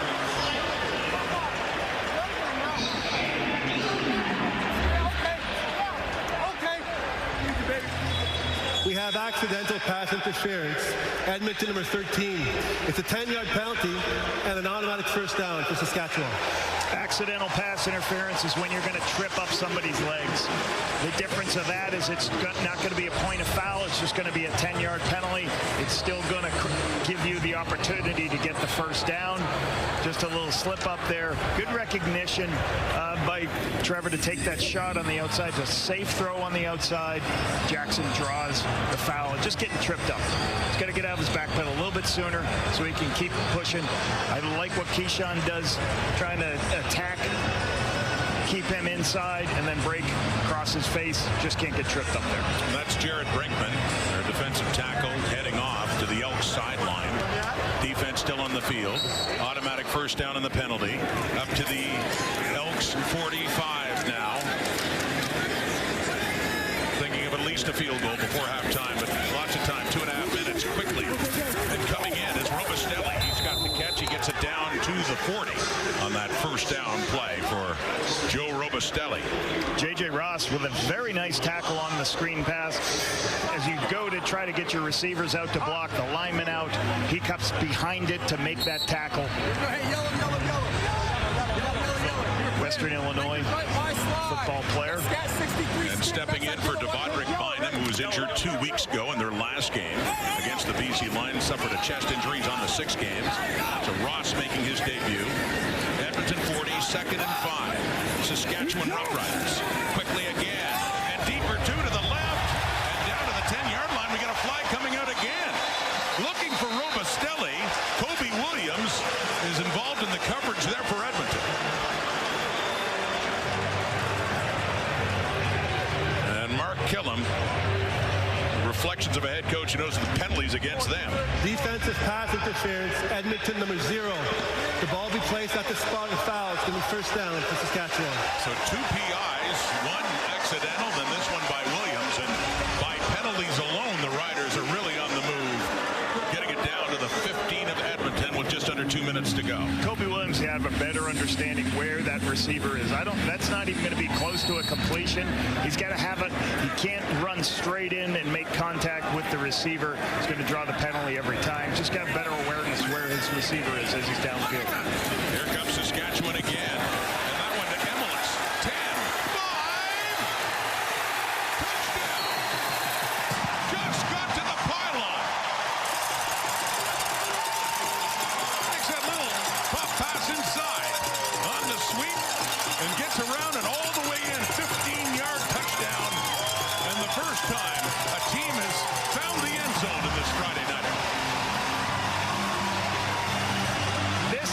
extra the defense gets, but then you're going to have a receiver going the other way. And you toss the ball to him, a little chest pass, and now you circle the defense. All the defenders in the box don't matter. You just make your 2 blocks on the perimeter. MLS does the rest with the effort to get in. But Robustelli helps get this with the great blocking on the perimeter. Execution on the wrong way run by Sam Emilus. For his second touchdown of the season, Samuel Emilus, who missed 3 games this season with a foot injury, the point after by Lawther, but twice he's been a 1,000-yard receiver with the Saskatchewan Roughriders. And it's the end zone again there, and an 8-4 lead now by Saskatchewan. Sam Emilus, you know what the coolest thing for both Trevor and Sam Emilus? That's a passing touchdown. We go, what do you mean? What do you mean? Yeah, that little flip, that's a forward pass. So Emilus gets a touchdown. It's not a rush. Gets a touchdown on the front chest pass. That goes down as another touchdown pass for Trevor Harris, who now has 10 on the season. Mentioned earlier, Harris had already moved by Michael Riley and Dieter Brock and into 14th all-time in passing yardage in the CFL. And as this offense continues to get first downs, more offense starts to show up. You see a wrong way run. You see a couple explosive pass plays. Trevor's so dangerous because he's going to create first downs. He doesn't make a lot of mistakes, so you're going to have to go against a lot of offensive football because they get so many first downs. As a defense, you got to handle a lot of different things on first down. 7 plays, 81 yards, and yes, 15-yard reception for a touchdown by Emilus. It's Arkell Smith. On the return, he had something going, and he really gets ridden out of bounds there by DeMarcus Fields. But more on Emilus now. Let's go back to Luke. You know, before the game, we talked about the wide receivers being the unsung hero of this offense. And right now, it's been a bit of a struggle for Saskatchewan. And Emilus has stepped up. This guy's made plays. And they've been really, really tough plays. You start here earlier in the game. If you watch this, he's just going to wrap around here. It's a tight window throw. It's a tight catch. And he takes a big hit. These things take a toll. Okay? It's a big first down conversion. Now here it's man coverage. You watch, he stems in, gets a defender move inside. He can win against zone. He can win against man. It's a big play. And we just saw this. But what I love here, wait till he gets hit. At the 5-yard line, he still finds a way to get in. That's toughness. That's grit. This team is built on it. And tonight, right now, this first half, it's been Emilus. It's been showing the boys how to get it done. Yeah, Luke, out of Montreal, 4th year out of Louisiana Tech, where he went to college and really found a home here in Saskatchewan. Spent some time in University of Massachusetts. Also was very good in the draft process. I was watching film last week, Rod, and I kept going, Sam Emilus looks faster than last year. Like he was running down the seams. It's a great draft pick by Jeremy O'Day and the Saskatchewan Roughriders organization. The Elks were penalized on the return, so they're pushed back to the 25 to start. Time ticking down here till halftime. Arkell Smith, who had the return, is also the receiver there, up close to the 30. And a second down coming up, 1:38 to go till halftime. Hardest part about this Saskatchewan defense, they don't give you a lot of opportunities in man coverage. They're going to sit in zone all game. They're going to give you all the yardage you want. They give up some of the most yards in the CFL, but sooner or later, offenses defeat themselves. That's what they're relying on. Fajardo and the Elks trying to get it loose close enough for a field goal. That gets knocked away, though, and that's 2nd and 4. At the line of scrimmage, C.J. Rivas coming in. Gets the hands up, and that'll be it for Edmonton and Fajardo on this possession.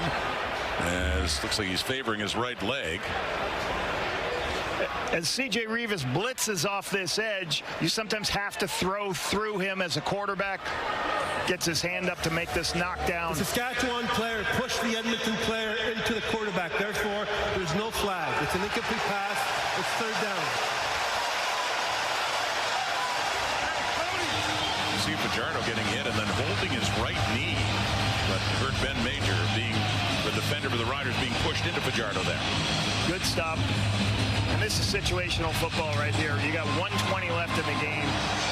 You force Edmonton punt. You get another opportunity now for Trevor Harris to go down, at least get 3 points or possibly a touchdown. There's plenty of time left to get more points. You always want to get points right before the half, and you want to take the ball in the 3rd quarter and get points and bury the team. And again, that is Ray McCray.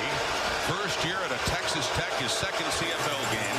He's the returner back there for the Cody Grace punt.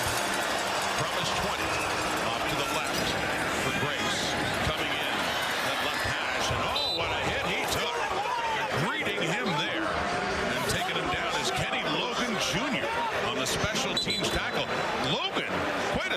on teams. He just joined the Elks. He's their leader in special teams tackles. Logan running down there, but watch McRae here. As a young returner, running, getting underneath this. This is what you want to do. Get underneath that kick. It's a little short. Go up, run up, try to get a 15-yard penalty. If you don't, no yard, but at least he gets positive yardage. The ball's not on the ground. Doesn't bounce all over the place. I like watching Drake McKay, what he's been doing in return game. Cross-field kick he handled well. Sometimes hard for these young returners, Rod, to come up and start playing. He had a nice in preseason game. I believe in Winnipeg he had a 51-yard punt return. He had a nice. Those are the kind of plays you make that say, hey, stick around, be our practice squad guy. And then this guy, Kenneth Logan, getting this opportunity. That's his 8th special teams tackle. He's only had a couple of games here with the Elks. Yeah, and I remember he was. They talked about him at Kansas. Was a really good, talented football player as a safety. Second team all Big 12 for a couple years. Drawing the start in. We talked at the top of the show. Metier is out of the game. They get this opportunity to get Kenneth Logan in the game. And it's Michael Broderick, another special teamer, who's the one that's down on that punt cover. As he is helped up now and to head off late in the first half. 1:12 to go. 8-4 the score. The Riders just finally found the end zone just a moment ago to take the lead, their first lead of this ball game. Defensive, low scoring to be sure. Edmonton's been hanging in there, but it's the Riders and Trevor Harris now with the initiative. That last possession they had, penalties, a couple of PI calls that worked them right down the field. Did you see his numbers? And the penalty on the field goal, on the fake wedge on 3rd and 2, that was a crucial penalty, kept the drive alive. They were denied at the goal line earlier this quarter. Back to A.J. Ouellette. Niles Morgan coming in for another one for his tackle total. It's another one on Big 45. Halftime coming up. We'll head back to the studio for Kate, and Enoch, and Ches, and Milton. Thoughts and other things. And are you back in studio this weekend? Tomorrow night I'll be back in studio. Right back in for the Bombers and the Argos, and then for game in Vancouver to close out the week. The Ticats up against the Lions Sunday night. BC Flags. Here is Harris. And high pointing that. Coming down with it is Johnson. Jackson was right there with him. Across midfield, down inside the Edmonton 50. So very quickly, still lots of time. 49 seconds to get into position to get more points. Throw the ball out to the sideline. Let Keyshawn adjust to it. Ball's a little bit behind, so that's what you want. A receiver who can find the ball anywhere and make the play. Harris quickly to the right again. Caught by Johnson again. Joel DeBlanco in his second year. Getting in there at linebacker for the Elks. Makes the tackle. And a second down coming up. 39 seconds to go. You got a long field goal right here. You're at a 50-yard field goal. It's a crucial down. They got to get some yardage to help this field goal as well as continue to get downfield. Harris deeper. Took the shot. Good coverage there by Jalen Garnes, the cover linebacker there for the Elks, to take a catch away. And now third down coming up. Brett Lother, who missed one from 47 earlier in this game, will try another one from a longer distance here. Another corner route. You gotta have a long arm as a defensive back. You gotta put your foot in the ground and you run underneath, and when the ball gets there, you go ahead and get that knockdown. That's what you're trying to do. Make sure you can make those plays. Excellent job. Miss from 47. He's hit them well above that in his career. This one a 51-yard try. Career high is 57. Drifting off to the right, but it is still good inside that right upright for Brett Lother. 51-yarder to make amends for the miss earlier and put 3 more on the board for Saskatchewan late in this first half. Excellent execution right before the half, making sure they get points. Good stuff by your defense. Get your offense on. Get a couple of field goals. Get your kicker in range. Let your kicker hit a long field goal. They're going to get the ball, but well, they decide whether they deferred so they can get the ball at the next start of the second half. Make it a 10-point swing if they go down and get a touchdown. That's what their goal is going to be. 22 seconds on the clock until halftime. Edmonton had a slim lead earlier. just 4 points on the board, and they are down. Fajardo, he connects there with Giddens as a Rider D just backs off. 16 seconds to go.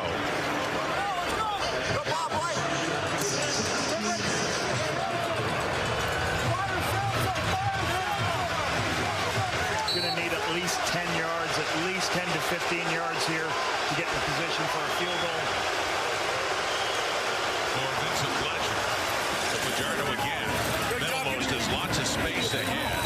Again with the flag coming down and with the Riders backing up, but yielding some ground as they work it closer to midfield. See what this flag's about. And it's a hold coming back.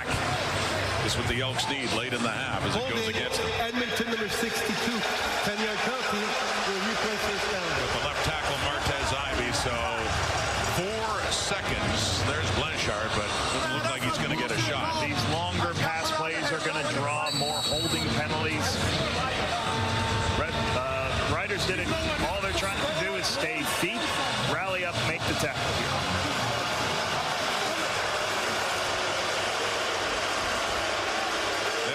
Come into this game at 1-4. Saskatchewan comes in at 5-1. The half is about to come to an end. Another one to Middlemost to put the zeros on the clock, just bumped out of bounds by Sales. And the first half is in the books. And the Saskatchewan Roughriders, down for a while, end up going to the dressing room with a full touchdown lead, a 7-point edge over Edmonton. Elks only giving up 29 yards rushing. They got to be positive with that. 158 yards. Trevor has not had too many one explosive football play. They got to like what they're doing defensively. Offensively, they've had a couple explosives. They got to get a little bit more rhythm. They got to get their run game going. Cody Fajardo, he's got to get Justin Rankin going a little bit. But this is a good on the road. Right, 11-4. It's a good start. Most significant offensive play, Samuel Emelis. We had a 15-yard catch and run for a touchdown. Standing by now with Brett. Sam, a pretty low-scoring ball game so far. What's it going to take to break this one open in the second half? We just got to stay at it. You know, it's a good team. Their record don't show it, but it's a good team. So we just got to keep doing our game plan. It's going to be fun. You had to be patient, but you did eventually find the back of the end zone to score the only major so far in this game. Walk us through the play. Yeah, I mean, I was like, I don't want to put Tommy in here. Let me get my touchdown. All right, thanks so much, Sam. We'll send things off to Kate and the panel. As simple as that. Didn't want to hand it off to Tommy Stevens. Oh, you gotta love the honesty there, Brett. That's for sure. And he gets the touchdown, and now Saskatchewan's. Sorry? Well, some of us needed Tommy. Yeah. Anytime touchdown, I needed Tommy. Oh, you? I was like, why do you need Tommy? Well, he didn't do it when he got on the field. You should let Sam know that. Talk to him. Okay, good. Enoch Mwamba, Davis Sanchez, who we already met, and of course, Milt Stiegel, and we've got ourselves a 7-point ball game here. And you know what, Sam Emelis, I mean, what a great first half for him. He ends up with 78 yards. He's got the 1 touchdown, and their offense, I mean, it hasn't been explosive, but you got to give a lot of credit to Edmonton's defense. And you know what, Paul LaPolice just said there too. If you're Edmonton going into the locker room right now, and you've rolled into Saskatchewan, you're down by 7. Overall, I think you actually have to be pretty happy with this one. And Cody Fajardo, this is his first start for Edmonton. He has not played football like this in a very long time, and a very solid, consistent first half overall, Milts. Like you say, solid, consistent, efficient first half. And that's what they expect out of Cody Fajardo. He's been doing his entire career, and he did it in his first half. You know, he was spreading the ball around. Like I say, efficient, 13 for 18. We know, no, he's not Trey Ford. Not many humans are, but he can still be mobile and move around, and he's making some big plays. That's what's been lacking in this offense somewhat. They're third to last as far as explosive plays, but we saw some in his first half. And this play right here, this was the most important play in this first half. It was like 2nd and 8. He allowed Dunbar, that big receiver, to go up and catch the ball, keeping his team on the field and not allowing Saskatchewan to have great field position to possibly score a touchdown. So the one thing that he hasn't done is they got to put some more points on the board. I don't care how well you're playing. If you're not scoring points, scoring touchdowns, you're not going to beat this team. So good first half. Only thing he has to do, as I mentioned, what he didn't do in the first half, put some points on the board. Well, it's been the story all day since we've been talking about Cody Fajardo. What is he going to do? It's going to be interesting at the end of the game if they don't pull off the victory. It doesn't matter if he plays good. There's going to be a lot of conversations about who's going to play next. But to talk about this defense, we talked a lot about the quarterback position, but look at Brinkman. Brinkman is the guy that's known for stopping the run. He had a couple of 2 or 3 plays where he was getting Trevor Harris out of the pocket and forcing him into bad throws. And you talk about this defense stepping up. We talk so much about the quarterback position, and where's this defense have been? Where have they paid so much? They put so much money on that defensive line. Well, it's paying off right here, right now. Once in Saskatchewan, they need to continue to play this way to continue to give Cody Fajardo a chance to win tonight. Edmonton's defense, and coming out of the bye, you take that time in the bye as reflection on what you want to do. And if you look at this Edmonton defense and what they've given up, they've really been giving up high completion percentage numbers. Teams, over the last 5 weeks, they only play man coverage 11% of the time. We're talking Edmonton defense. Week 6, week 5, week 4, completion percentages 86, 72, 83. Here, I thought they'd come out today and play more man coverage, and they did. Right here, you saw the motion from Emulus right there. So that was Duncan Bugsy with a motion first. Logan motioned with him, and when he motioned with them, they knew he had man coverage. They got the matchup they wanted, and they got to Sam Emulus. You saw the play there, making the play in the ball. But when you have quarterbacks in 3 weeks in a row, Rourke 86%, Drew Brown was 72, and Zach was 83. The completion percentage is way too high. They have to come out. I know teams in the CFL this year, everybody wants to play zone. Nobody wants to get balls over their head. Teams can't cover man-to-man, or at least are struggling, everyone wants to play zone. They had to come out and play a little more man. I expect some more in the second half. They're going to come out and compete and find a way to win. It's almost like a chess match. Yep. Going back and forth, and you're right, you expect me in Saskatchewan to come out, a low-scoring game, as Brett said, but Sask coming out, maybe scoring a few more points, and Edmonton, Cody obviously now got those jitters out of there and controlling his emotions. Speaking of emotions, we don't hold back emotions when we do a segment called Straight Fire! Coming up after the break. I like that boom, boom, proud. Them chickens jogging my style. They try to copy my swagger. I'm on that next now. I'm so 3008. You sold 2000 late. I got that boom, boom, boom. That future boom, boom, boom. Let me get it now. That boom, boom, boom. That boom, boom,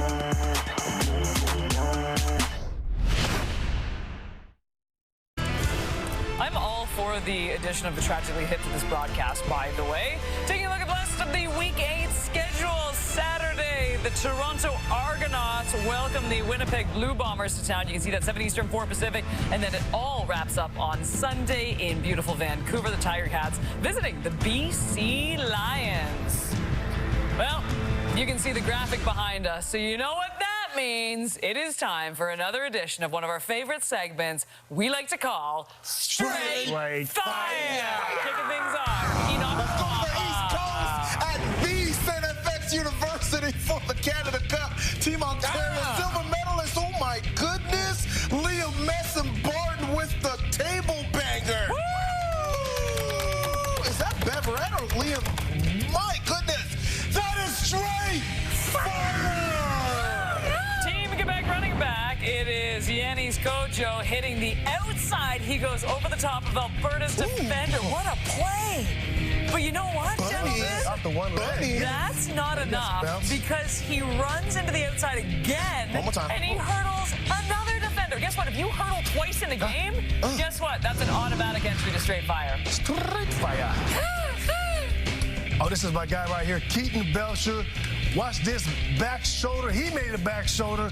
Keaton Belcher, he played on my team in the CFS game. He's a baller. Once again, making plays, double coverage. Keaton Belcher goes up, get off me. Let me cradle that thing, bring it in, stay on my feet. Keaton, always been straight fire. Look at my man, Mad Max Jagir, with maybe the U10 catch of the year. Mad Max, a flight school flag football. Look at him. His hair is fresh. Look at him. Nice, cool, and collective. And you know what, Mad Max? That catch was straight fire. And don't forget, If you have your own Straight Fire highlights, we now have our own, we have our email finally. We don't have to send it right to our producer, Jamie Rydell. There we go. It is straightfire@bellmedia.ca. We love this segment. Please submit all of your highlights. But you know what? That catch might have been the best one I've seen. Kate, you weren't saying that before. I absolutely was. That catch was amazing. See it, my man? Mad Max. I hate no Mad Max. Mad Max balling.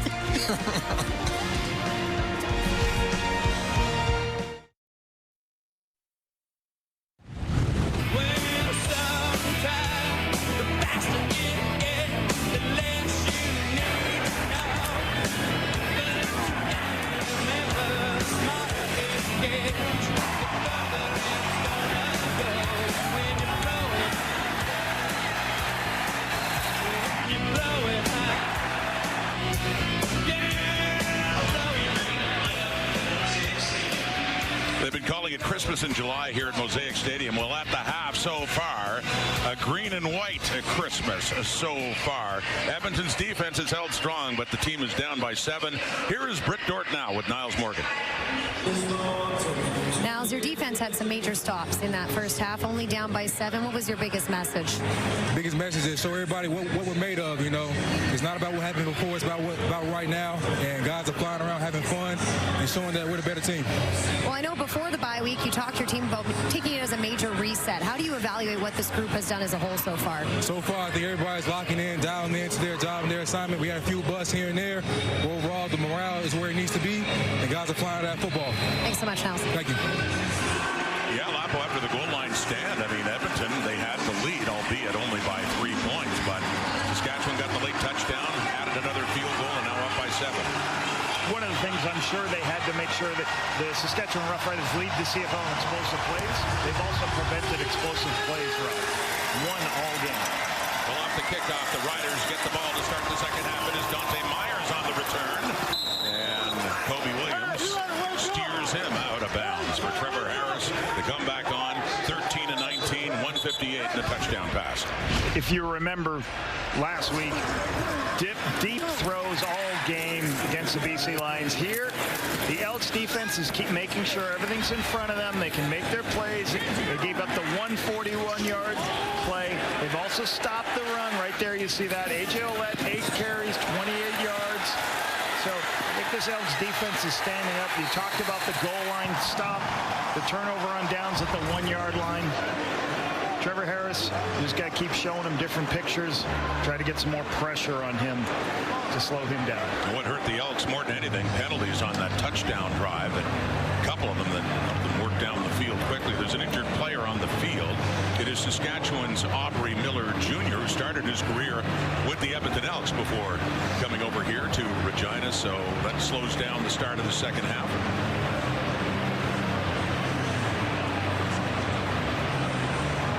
What happened on the kick return to Aubrey Miller.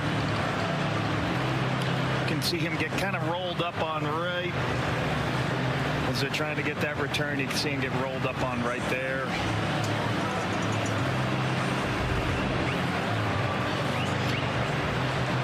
I think for the Elks, one of the areas they had to make sure is Mark Kellum really talked all week about, hey, we got to make sure the players don't listen to the noise outside the building. My biggest job is to protect the players in the room, make sure they're not hearing all the things that people are talking about, what they are.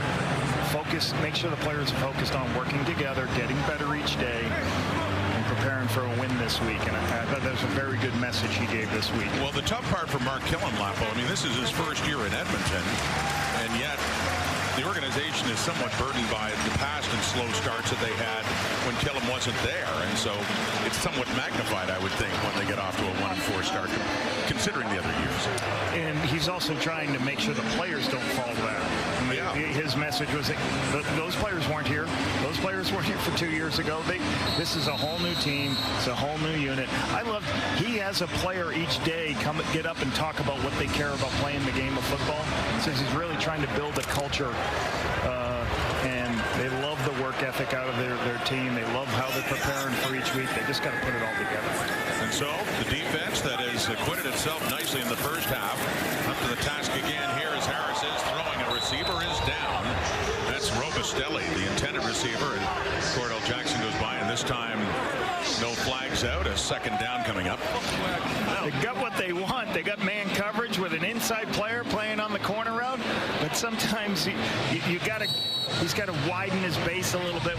Sometimes if you bring your feet too close together, you're going to fall out of that and fall down. That could have been a huge explosive play right off the stop. The dreaded turf monster there on Robustelli. And it's a second down now for Harris. 11-4. They start the second half with that touchdown lead. Four-man rush off to the right. And Ouellette just could not get away. Had to try to turn it up. And it's Nick Anderson, their tackles leader, with a good one in the open field there to prevent Ouellette from getting any further. I believe that tackle will put him over 150 for the season. A.J. Ouellette's the underneath.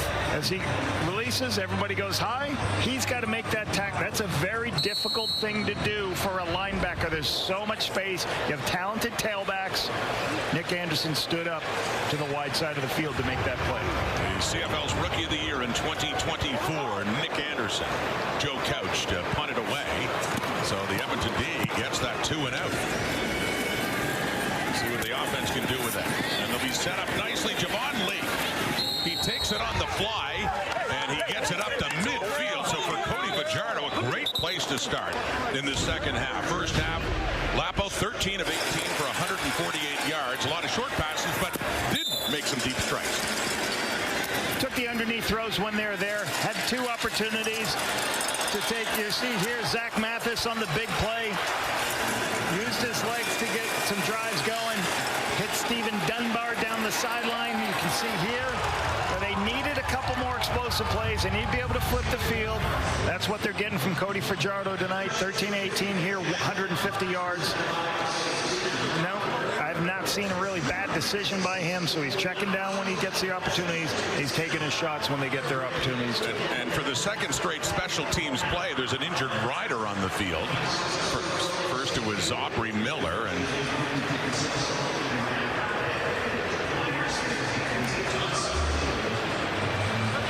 I believe this is where it happens right Corte here. Moore. You see as Corte Moore is going down. Just kind of lose. It's another turf monster rod, as you like to say. And still down, and not from contact. Lake Corte Moore getting attention. We'll be back in a moment. Action on the Sports Network. More CFL action tonight. It's Bill Country. Luke Wilson was there earlier, and surprised we got him out of there. Popular spot here. Mosaic Stadium. Toss inside to Curly Gittens Jr. on the first down by the Edmonton Elks, and a good pickup inside the Rider 50. Great place to start at the Rider 53-yard line for this Edmonton possession. Certain yards are more important than other yards. This is a huge first down because they got the field position they wanted. They get 1 first down and they've got 3 points. So they've got to be able, right now you're still a little bit, it's going to be a real long field goal. Make sure you get these next 3 to 4 yards to put yourself in a position where you lock down 3 points and you can go for the touchdown. Gain of 6 for Curly Gittens. 2nd and 4 for Cody Fajardo. Faking the handoff, and he can't get it away. Malik Carney comes in. No time at all for Fajardo off that play-action fake. Not a chance. And the 3rd sack of the season. The sack leader now for the Saskatchewan Roughriders, Malik Carney. The defensive end is going to come upfield, and when you see him, that's going to freeze Cody. And the worst thing he could do right here is try to guess this. He's got to hand this football off if he's not sure, because this takes them out of field goal range, just what we were just talking about. You need it. You hand that football off, you can at least get yourself in a position. Worst thing you can do is take a sack right there. Malik Carney with the athleticism on the outside from the defensive end position. Celebrating there along with Micah Johnson, Cody Grace to punt it away. More pressure coming in. Jackson Ford got close.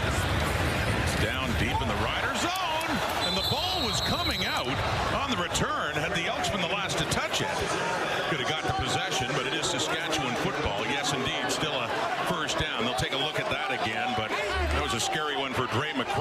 punt return. And really good kick.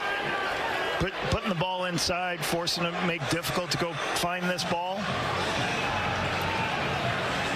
You want your punters to put the ball in close to the sideline so your cover guys don't have to get a lot of returns. You see Johnson right there. Backs up the Riders.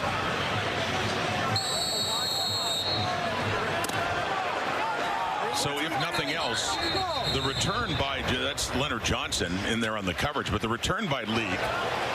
You know it's not touch. We got a challenge coming up here now. Mark Killam thinking they were the last to touch the ball.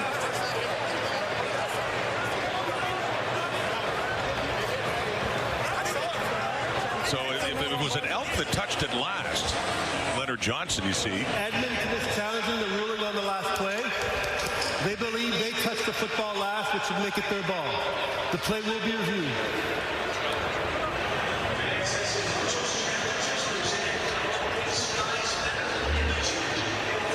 So we'll see a bunch of looks here. The ball's no possession right here. It's a loose ball. That was Leonard Johnson coming in. Was he the last one to touch it? Can't tell from that. It's hard to tell from this angle. And again, it's going to have to be clear and obvious. And that could be Mark Killam's problem with this challenge, because you do have to have something definitive to overturn the call, which was Saskatchewan football. Johnson there looked like he could have touched his shoulder at that spot. But is that going to be defined as clear and obvious? We see one more angle at this. I don't know if they're going to say that's clear and obvious. Ray McRae and getting his left hand on it there as it goes by. Looks like the shoulder of Johnson's last to touch it. But I don't know if that's going to be enough for clear and obvious switches. You know, he touched it, and I guess the question, did it graze Johnson? But again, you need evidence of that happening. So the replay center giving it a look. Still Rider football, or will they overturn? Upon further review, the ruling on the field stands. Edmonton loses their challenge and the one-team timeout. It's first down for Saskatchewan. So the challenge fails. It's still Rider ball, but I guess if nothing else, the Elks can take solace that they've got Saskatchewan deep in their own zone to start this drive at their 9. First and 10. A.J. Ouellette left side, cuts it back up, puts his head down. Joel DeBlanco, one of the Elks, to meet him there as he gets it up close to the Rider 15. DeBlanco, really good tackle on this. Once again, Riders starting to establish the run. The Elks are saying, no, we'll give you a couple-yard game. We'll give you 4 or 5 yards. We're not giving you any explosive runs. We're going to keep making you execute on second and medium. In his second year out of Cincinnati, as mentioned, he was taken first overall in the 2024 CFL draft. In that Elks defense. 2nd and 4, big second down, deeper, long, gets caught. Emelis again, up at the Rider 50. That gets them out of a hole. The guy with the 1 touchdown in this game has another big catch to get Saskatchewan up closer to midfield. You want to force a switch and run away from man coverage. This is what's going to happen. You're going to have 2 little hitches, and you're going to have man coverage. And what do I mean by force a switch? The inside players covering an outside breaking route. You can see it right there. Perfect location on the perimeter. Big throw on the corner route. Something Trevor Harris has done his whole career, throw these corner routes. First down, throwing again. Short one underneath, checks it down to Alberta Washington. The fullback who gets it up near midfield. A rare touch for the product of the University of Toronto for Saskatchewan. So he's got inside position on an outside breaking route. You're not going to be able to make that play. Recognizing they've got man coverage. They're really working on Jalen Garnes. This is the 2nd time they've run this concept against Jalen Garnes. Mark Mueller, really good execution.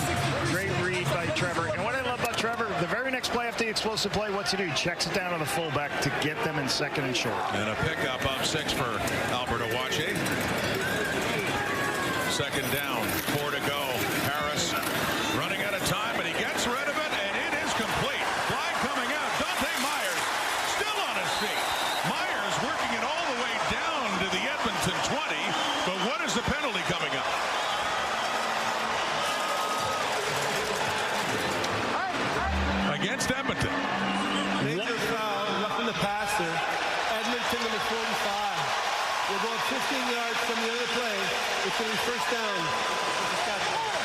to show you this. Trevor's looking to his left, but watch his head on this play. This is the strength of Trevor.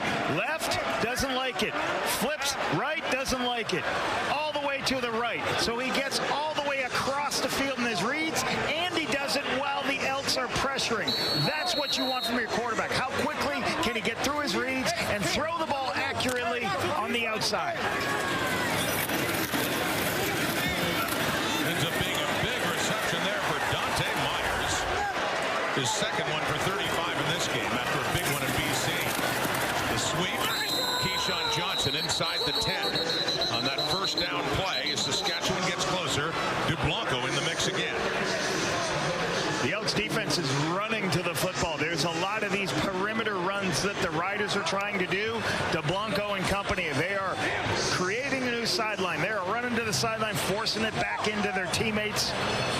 It's hard to run with a defense that really runs to the football. Really good start for this defense the second half. J.C. Sherritt, the defensive coordinator for the Edmonton Elks. It's down to the Edmonton 8. It is a 2nd and goal. Here we go again for the Roughriders. Trying to find the end zone again. Trevor Harris takes a long touchdown. Touchdown Riders. Keyshawn Johnson.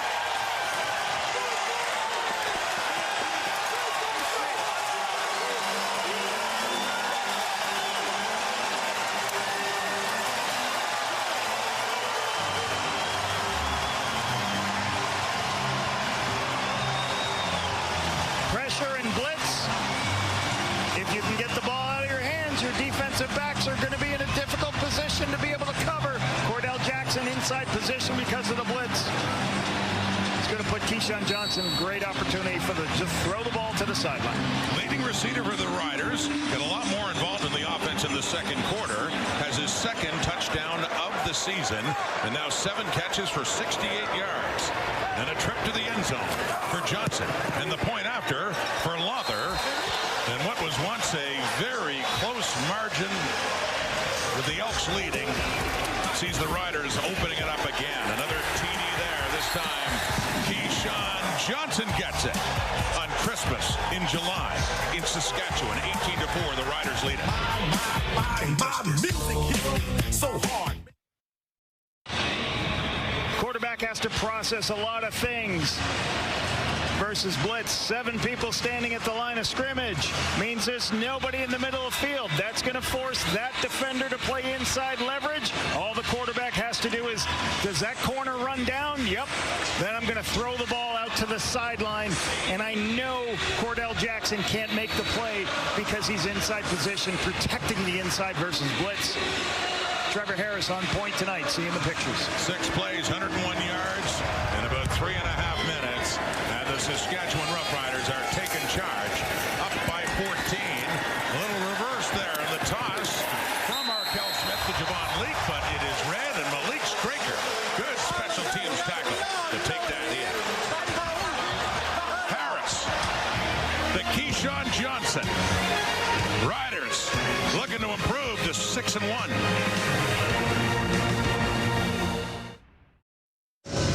For over 20 years, along with the CFL and its member clubs, the Purolator Tackle Hunger Program has delivered over 25 million pounds of food to families in need.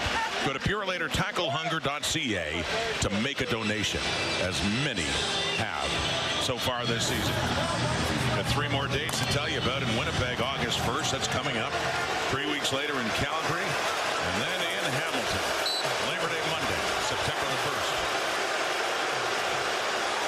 Crowds getting loud again here at Mosaic. The Elks with the football and nowhere to go is Justin Rankin. Second straight game where they just have not been able to get him going after he went a few weeks before, 3 weeks ago, went over 100. But good rush defense there by Shane Ray and the Riders. The Riders are doing their best to create 2nd and long situations. They blitzed on that last play. They had a run blitz on, 2 extra defenders at the point of attack. Going to force 2nd and long for Cody.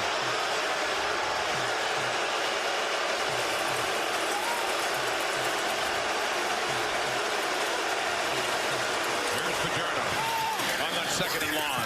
Open receiver 2 right at the sideline, and a first down. Curly Gittins Jr.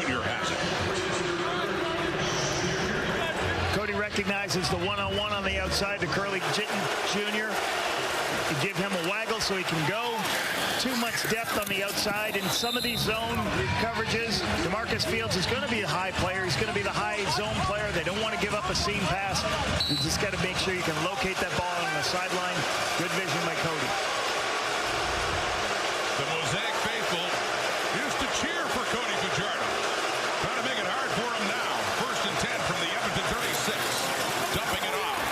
Justin Rankin, another good open field tackle by a Saskatchewan Roughrider defender to take him down. And it's 2nd and long again. It is Marcus Sales in on the tackle. Sales, the low player in the zone. When you're in a lot of zones, you can see what's happening as Cody tries to get this check down, likes to throw these check down. Marcus Sales already seen it, saw it developing, comes up, makes the stop. And frustrations mount. Yeah, the loss of 4. Sales coming in, forcing that loss on that pass to Rankin. 2nd and 14.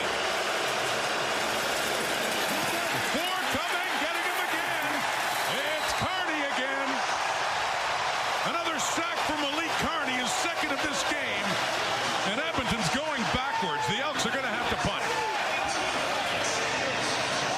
Brett Boyko struggling on the outside against Malik Carney and against the speed rush on the outside. The rushers are going to go. They're going to go with speed because they know Cody's got to have a deeper drop to complete these deeper passes. Plays right into Malik Carney's hands. He can't climb the pocket. Carney gets not only the pressure and the sack. Leads the way for the Saskatchewan Roughriders. Malik Carney, 2 sacks on the night, 4 on the season in his 2nd year with the Riders. Off the punt by Cody Grace. Graham McCray, ball comes out, but there will be a flag for no yards. Edmonton football, I would assume a no yards. That is Edmonton ball, but let's sort out the flag first. This could be going right back to Saskatchewan. It looked like Leonard Johnson that... we have no yards. Edmonton, number 32, the 15-yard penalty. It's going to be 1st down for Saskatchewan. TV timeout. Turning into that kind of night for Mark Killam, where McCray had difficulty handling the ball, but no yards called. After this, more pressure by that Rider D.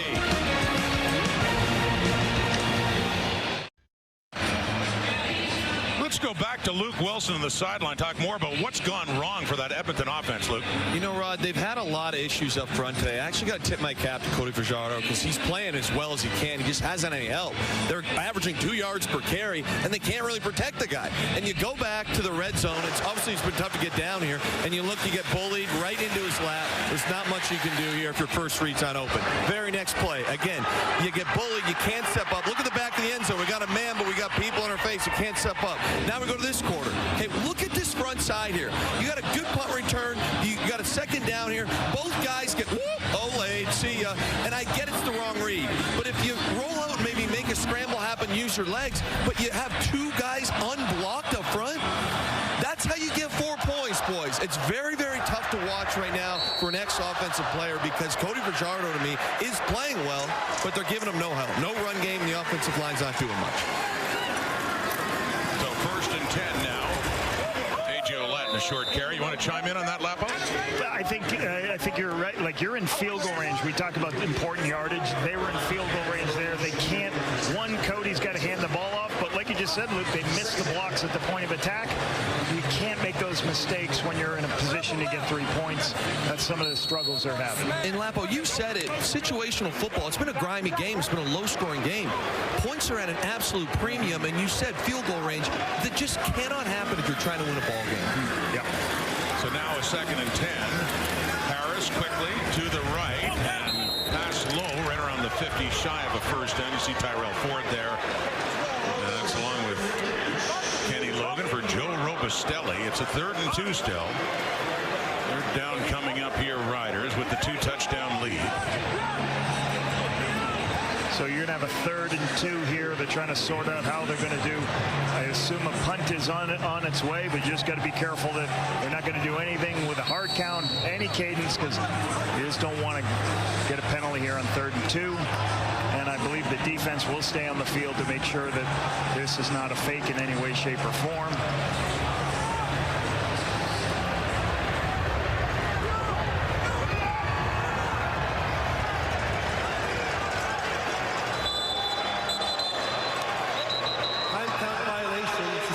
Number 70. It's a 5-yard penalty. We'll replay third down. So a penalty there, the time count of the Rider punter, Joe Couch.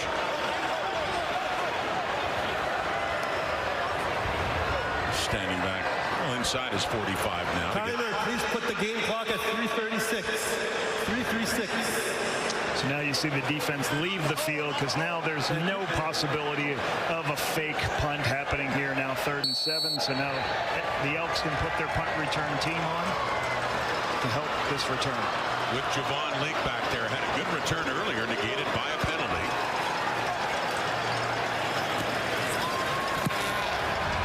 Couch to the right. Leake at the 13. 20. And he gets it up to the Edmonton 25. I'm rolling. It's on you. It's Friday! Woo! Roland Milligan, Defensive Player of the Year, and he deserves his own island. That's a pretty good guy. At least see the house he built on that island. Look at this. I'm having a 60s sitcom flashback now. Gilligan's Island, right? Yeah, Milligan's Island, though. And look at what he has done.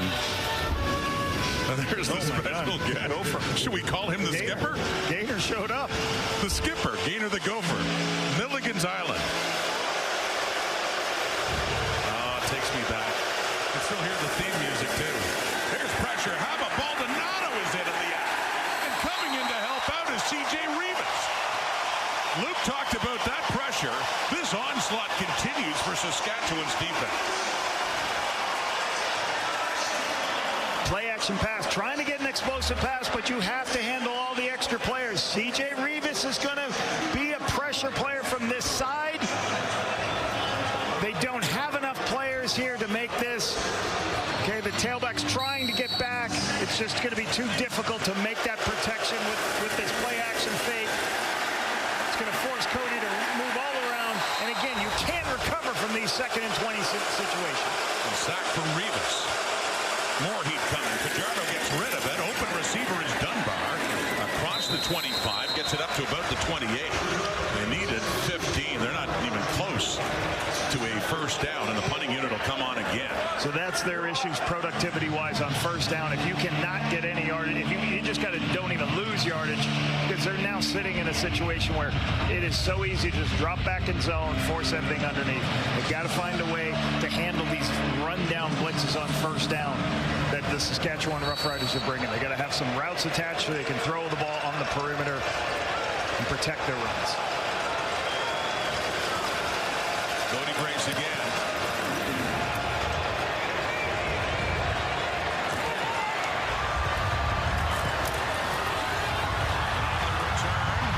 And a good return it is. Gray McCray, second game in the CFL, filling in for Mario Alford. That'll set up the Rider offense in a lot nicer spot. Impressed McCray, gets north-south, makes a quick jump cut to the left, makes the first 2 miss. Usually that's all it takes. Gets up the sideline, big flip the field return. Watch this right there. Boom. Jumps to the left.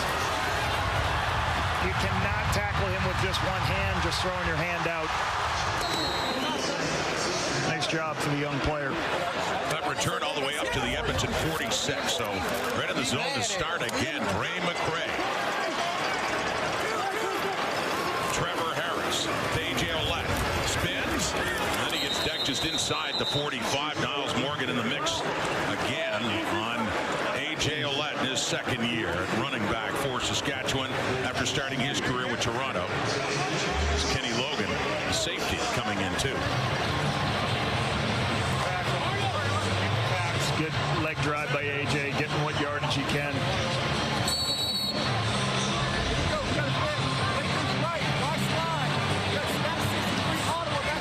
Defense has held up. 11 carries, 36 yards for A.J. Ouellette, only a 3.3-yard average. holding up, forcing some second and longs. This is his 7th game of the season. He hasn't missed. Missed a good chunk, over half of last year with injury. He takes a catch there, and again it's Morgan and Logan in on the tackle on that second down play. And it is shy of a first down. We get a third down coming up here. And Brett Lothar is coming on, along with Couch, to attempt another field goal. Lothar is 1 for 2. He missed from 47 earlier in this game, but then he hit a 51-yarder. Very good situational football by Trevor. He's not forcing any shot downfield. He gets 6 more yards to help his kicker kick a field goal. So instead of a 50-yarder, it's only a 52-yarder, it's only a 46-yarder. 46 here, so 47, 51, 46-yard try is perfect. Brett Lothar 2 for 3. 3 more on the board for the Saskatchewan Roughriders, starting to run away now at the end of the third quarter. More points on. They were tied with Calgary at the top of the West, looking to move on top of the CFL by themselves. 1 quarter away. A bigger lead now.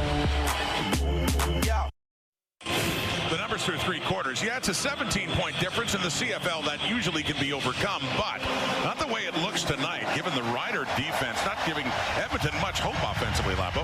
For the 2nd week in a row, the Elks are struggling running the football, only 12 yards rushing, but they've been beaten up front, as Luke talked about it, at times in one-on-one situations, and the pressures on first down have really hurt them, put them in long yardage situations, and 2nd and extra. It's very difficult to overcome that. They've got to handle some of this pressure from the Riders defense on first down, and then put themselves in way better positions to execute plays on 2nd and short and 2nd and medium, Rob. Yeah. 5 sacks so far for the Rider defense and countless hurries on Cody Fajardo. Just didn't have time to make a decision with the football. Jordan Maksimic, offensive coordinator, had been with BC and made the move over this year on the Mark Killam staff.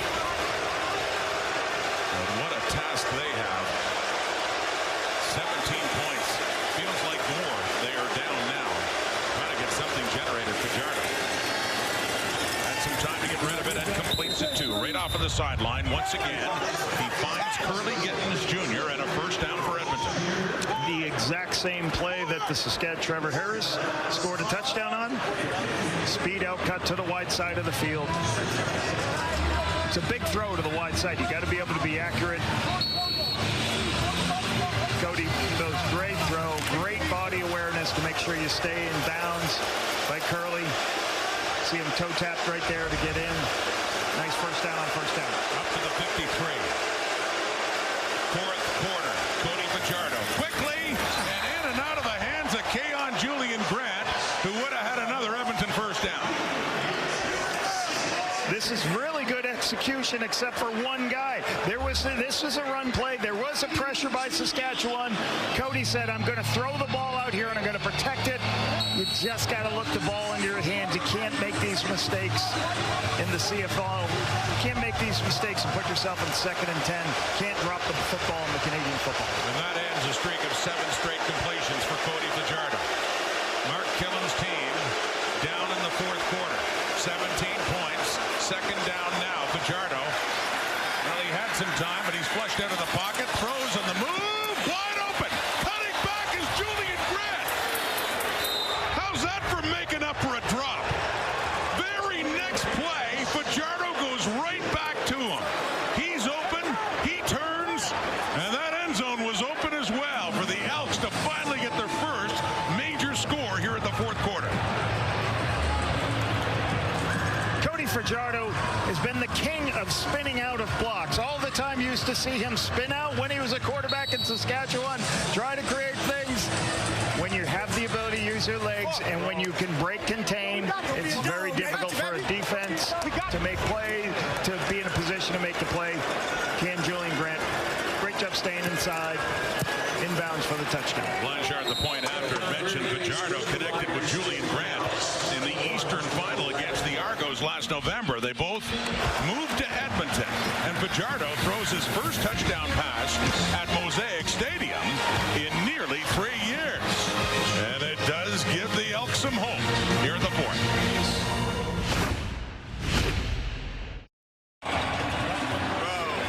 Julian Grant is patient, finds his way. Cody Fajardo, we've seen that guy spin out of things all the time. Sometimes he used to get sacked in Saskatchewan. This one works out for him. Finds the player when coverage breaks down. Julian Grant's in that spot. I always used to joke about Cody. There are times where he would spin right into a sack. You'd be like, what is he doing, right?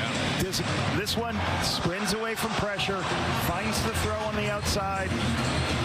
Off-schedule play for another explosive play. It's his third explosive pass play this game. So the ball's heading back to the Riders, and Trevor Harris off this kickoff by Blanchard. Still a 10-point Rider lead, but Edmonton finds the end zone, and there's Dante Myers on the return. To have another look, as mentioned, they connected before in their Montreal days together. Cody Fajardo to Keon Julian Grant, one play after he had dropped what would have been a first. Right there, and I want you to watch DeMarcus Fields, because I think he loses sight of Keon Julian Grant, and as Cody spins out of there, there's nobody on that side of the field.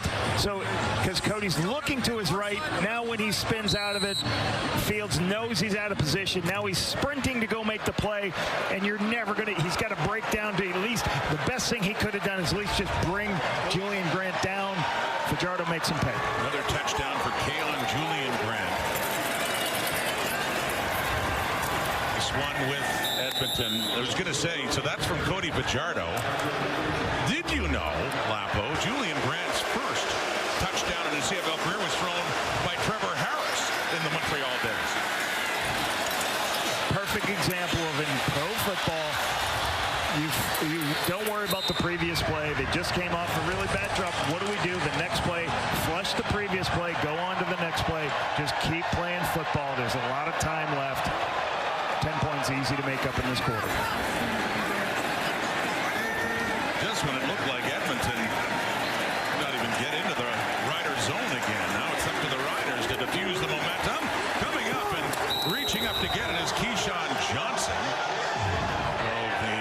Edmonton defense getting inspired now as well. It's third down coming up. Kenneth Logan Jr. getting involved in this underneath tackle from his free safety spot. Forcing Trevor to go to the underneath. Just rally up. Wait for your teammates to come. Break them down. Huge 2-and-out right here. Get the momentum the Elks need. Starting in the Elks secondary after the injury to safety Royce Mechie. Danny Logan Jr. So Joe Couch is back at the 20. Edmonton after that touchdown to quickly get the ball back down by 10. Still lots of time. 11.5 minutes in the fourth quarter. Javon Lee inside his 25 and tiptoes up after 5 more yards. Flag comes out. Looks like against Edmonton, so that much more for Fajardo and the Elks offense to have to overcome. During the return, illegal block, Edmonton, number 37. It's a 10-yard penalty. It's going to be first down for Edmonton. Bryce Cosby gets involved in this, and this is just, you just got to, when you see the defenders back to you, Bryce Cosby will be in the left of our screen. You're going to see coming up right here. When the defender's backs to you, you just cannot hit him in the back in any way, shape, or form. You're best off, just keep your hands off. Don't make the tackle. This is a huge penalty. Ruins any field position. The Elks started. We're adjusting the spot. It's going to be first down at the 16-yard line. First down at the 16-yard line. Had been at the 15, so the Elks get a yard back out of this. No problem. There you go. Got all you need now. No, every little bit, right? They're still deep in their zone. They're still down by 10. But they have something to hang their hat on. Let's see. Fajardo to the right. Short. Rankin knocked down immediately. Marcus Sales says, sit down. Quick underneath throw here. It's hard to outflank Marcus Sales as he's the low player right here. He recognizes it and drops off from his zone responsibility. He lifts a little bit, but he's got his eyes the whole time in the backfield looking to the quarterback. So this is going to be a catch. If it is a catch, it's going to be a 1 or 2 yard gain. He jars the ball loose. Nice play by the Marcus Sales veteran. 2nd and 10. Fajardo. Underneath Dunbar at the 22, trying to fight for a little bit more.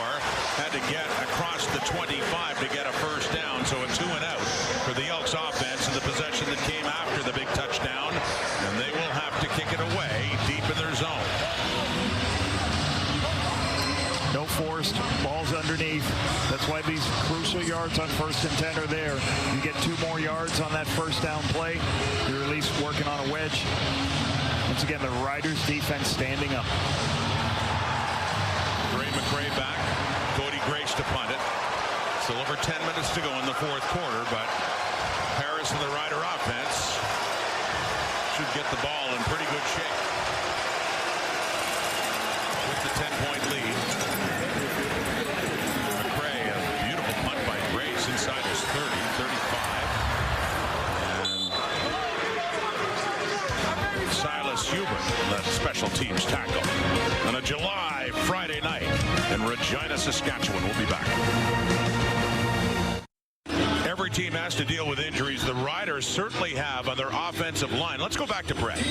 Yeah, and it's sure been an impressive outing for them again tonight despite those injuries. I mean, they have 3 guys on the 6th game. They're on their 3rd left tackle in just 7 games this season.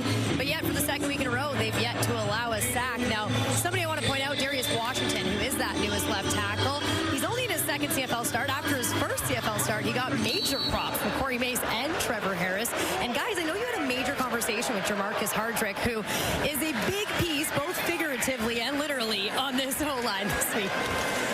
Yeah, Brett, definitely. And here on 1st down, and that pass out to Emilus, but Jamarcus Hardrick, of course, you remember him with the Winnipeg Blue Bombers. Paul Lapalisse does. He was a big part of your offense. The bookends at tackle with him and Stanley Bryant on the other side. Talking to him was just so, it was such a great memory.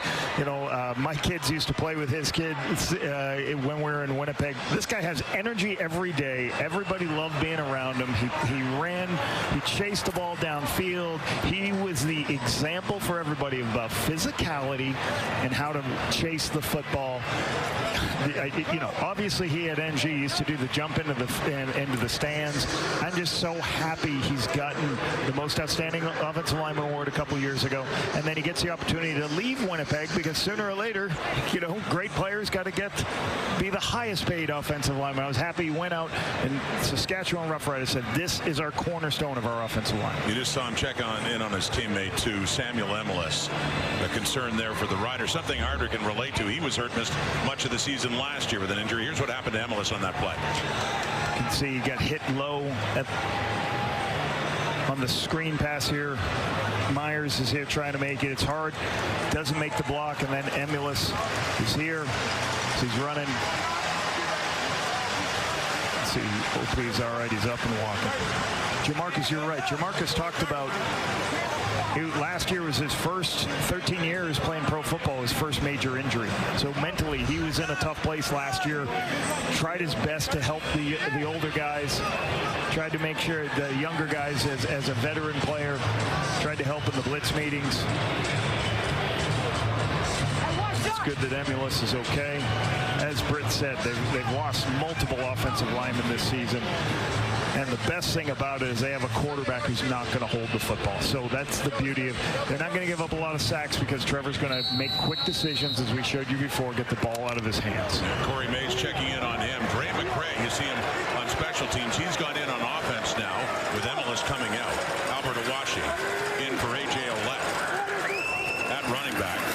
Staying in to protect. Harris to quickly move out. Caught from behind. Noah Taylor has the tackle, and Trevor Harris just as he was taking off. And that was on a 2nd down and long. It'll be a 3rd down coming up. Although not about a few yards, too much to consider now. Noah Taylor has to handle 2 people, not only Jamarcus, but also the tailback. But this is the effort you love. Watching Noah Taylor on tape, his recovery speed to go make that play, that's an effort play by your defensive end.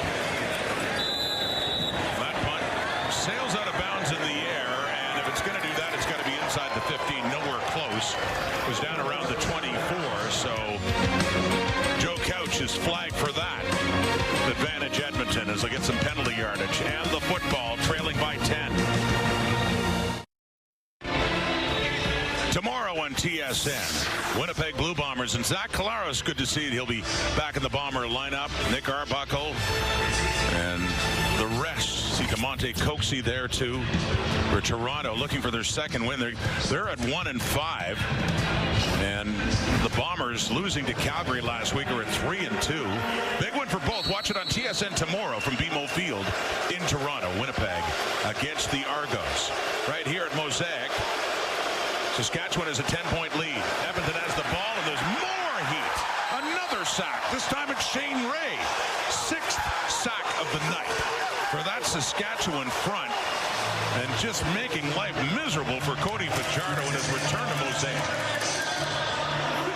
Shane Ray gets home with a little bit of help of a twist. What is a twist? This is going to happen by the D tackle, and then Ray's going to come around.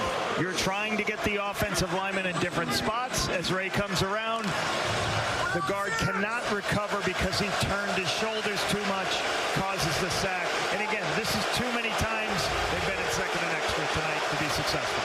2nd and 17. Fajardo trying to get rid of it quickly.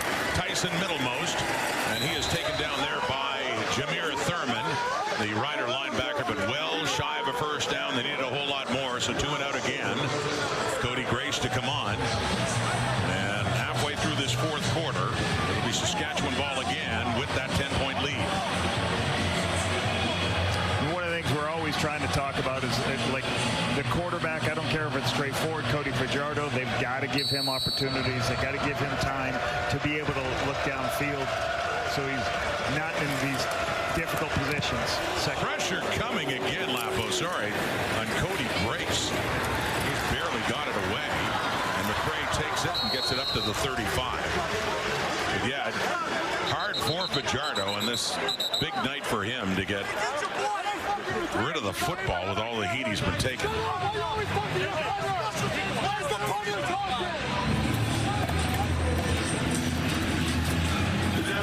So now they're going to take a look as they keep going. It's first down success. Down 10, they got to find a way. They got 7 minutes left, so they can just get one drive. They don't need too many points. They do not get in a position where you're going to throw it every first down, where the defensive line is going to tee off, do all their they're going to do all their pass rush moves and everything. You got to still keep it balanced with this amount of time, but you got to get a stop here. But on the defense, got to step up and get a stop to give yourself time. Need the big defensive play. The Edmonton Elks. 10-point hole. Rider ball. Just dumping it over to Ouellette.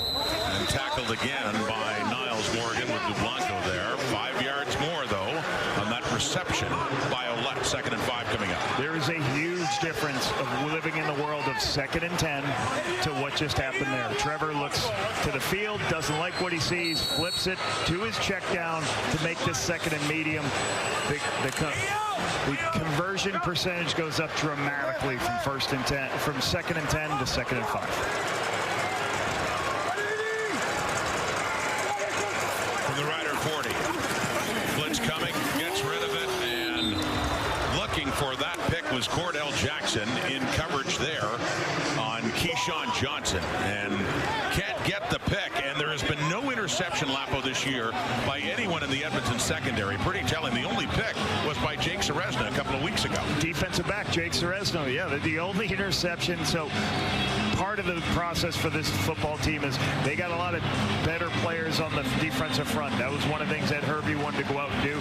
They've got to get some guys who can intercept the ball and take the football away. We thought Tyrell Ford, multiple interceptions last year. Hopefully they get better productivity in the back end to take the football away. Flag coming out again with Joe Couch standing back.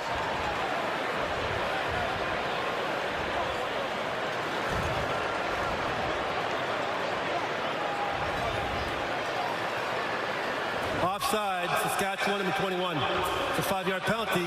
It's still 3rd down. As announced by the referee, Ben Major. Corey Mace's team, 5:47 away if they can hang on. Improving their start to 6-1. They started 5-1 last year and then lost a few after that, but this would put them alone on top. Stampeders at 5-2. Pressure coming again. They tried to get the Couch. He gets rid of it. Down to the 30. Leak. His head down And how about number 11, Malik Carney? Part of the nightmare for Cody Fajardo, Lapo. Couple of tackles, couple of pressures, 2 sacks tonight. All right, already led the CFL in pressures to start this week. You love it. High energy, high motor guys. Long. Remember him back in his days in Hamilton back in the day. Great free agent signing.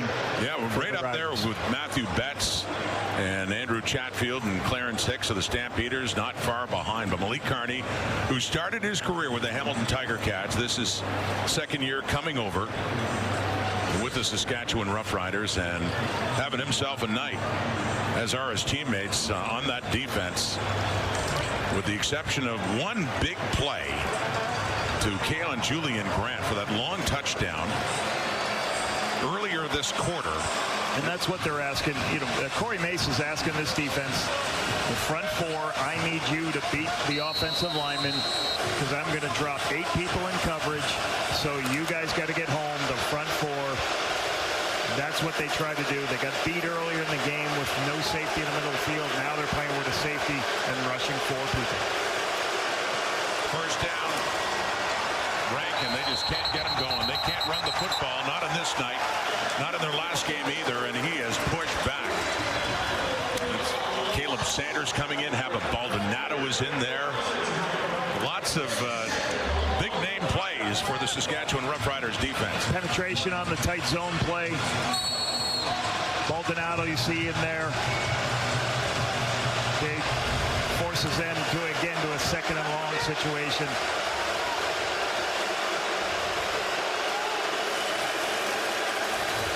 Second and long, and Fajardo's hearing it from the fans here. Tries to step up. Going to take off. See if he can run his way to a first down. He slides. Looks to be enough. Depending on where they spot it on the slide by Fajardo. Had to get to their 49. But we got a flag down in the backfield and a hold. This is coming back anyway. That kind of night for Mark Killam. Holding Edmonton, number 67. It's a 10-yard penalty. We'll replay second down. Gregor McKellar, the right guard, picks up the holding call as the quarterback goes to scramble. He's engaged, but right there, that's the problem when quarterbacks start to scramble. He doesn't know where the quarterback is. The quarterback's going to his right. His right arm is going to tend to stay in position to block, and then there draws the foul. Second and 20. Elks are running out of time. Fajardo escapes the pocket on the run. Baldonado chasing him. He completes it to Rankin, and a good pickup to get all the way up to the 49. May not be a first down, but at this point, you know they're going anyway. 3-down football, and they might be about within a yard. Very close. Breaking contain, finding, just looking for somebody underneath to get this ball to put them in third down situation. Here come the big guys, the big offensive linemen coming in for this short yardage play. Fajardo flushed out of that pocket again, forced to throw on the run, does, completes it, and here we go. Third and short, looks to be enough. Getting it up to around the 50, so a first down. Drive continues. Critical drive, Edmonton. We're getting down towards a 3-minute warning, and they're down 2 scores. Good push by the O-line. Cody just keeps his feet moving, gets the yardage.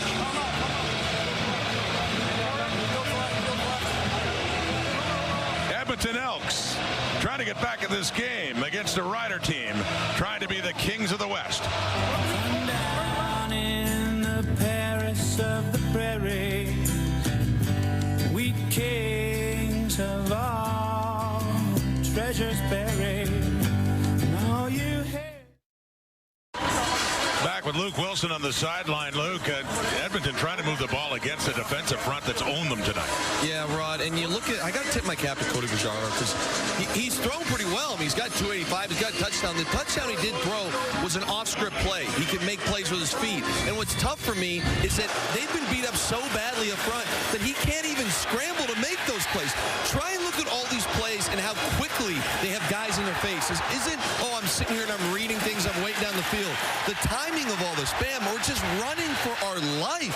And that's why I say the fact that he's got a touchdown in 285, I think he's 22 for 29, is unbelievable, because as a quarterback, it is not easy to sit here and complete passes when you got people coming down in your face all the time.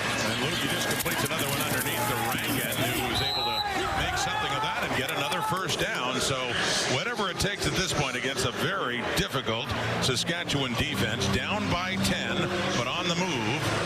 And they have ventured into the territory. When you're in those second and extra, second and long, that's when it's going to be difficult. You have to call some of the deeper patterns in your system, and the defense is getting teed off. So the first down success is where it's got to be. They got to get the ball in their hands just like they did last play. Getting a rhythm on first down. Get it to the Rider, 46. So here we go. Fajardo trying to buy himself some time. More pressure coming. Gets rid of it. Open receivers, Arkell Smith. He is tackled there by Nelson Lacombo, but gets it down close to the Rider 25. So here comes Edmonton. Number 3 receiver is going to bend to the middle of the field. You'll see him bend in, and the safety's going to disappear out of that space. Cody recognizes it and throws it before Lacombo can make that area. Nice read versus the zone blitz by Cody.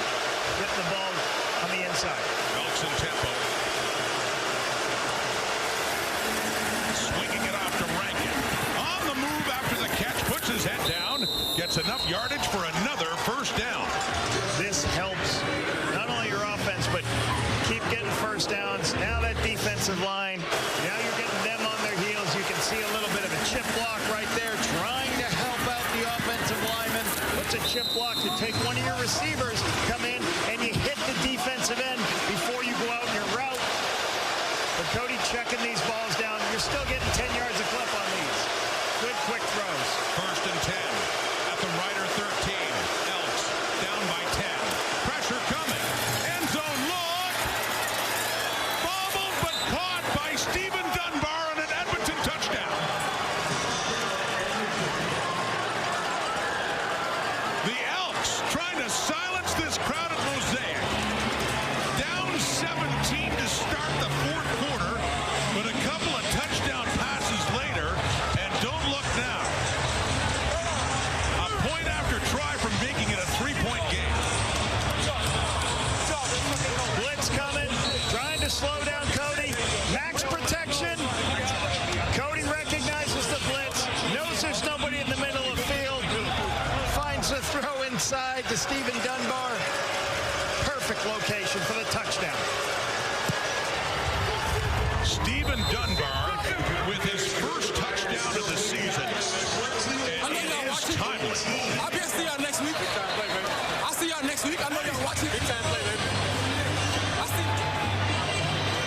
And Fajardo, despite everything we've talked about and the pressure that Saskatchewan's defense has gotten on him, has found a way to throw 2 touchdown passes, and we got a ball game just under 2 minutes to go. Let me show you. They're going to add a receiver in, and that puts them with 2 extra blockers. As the Riders bring all their blitzers, they have enough protectors. Then what do? You run a post in the middle of the field. You throw the post when there's no safety. Cody has time. Throw it to a spot where Dunbar can run underneath it. Great execution of the add-in blitz beater, and then the perfect throw to Dunbar for the touchdown over Campbell. Made sure he secured that football just before hitting the dead ball line. Touchdown, Edmonton. And what a fourth quarter suddenly for Cody Fajardo. Putting the heat on the Riders now. Big stop. Going to have to see a big stop here now by the Elks defense. Well, they have forced several 2-and-outs of Saskatchewan. Mark Killam upset as they get set to kick off this ball. This is a delay of game penalty against Edmonton, number 26. It's a 10-yard penalty. You'll kick 10 yards back. They're calling it against their kicker, Vincent Blanchard. That explains that makes it their 11th penalty.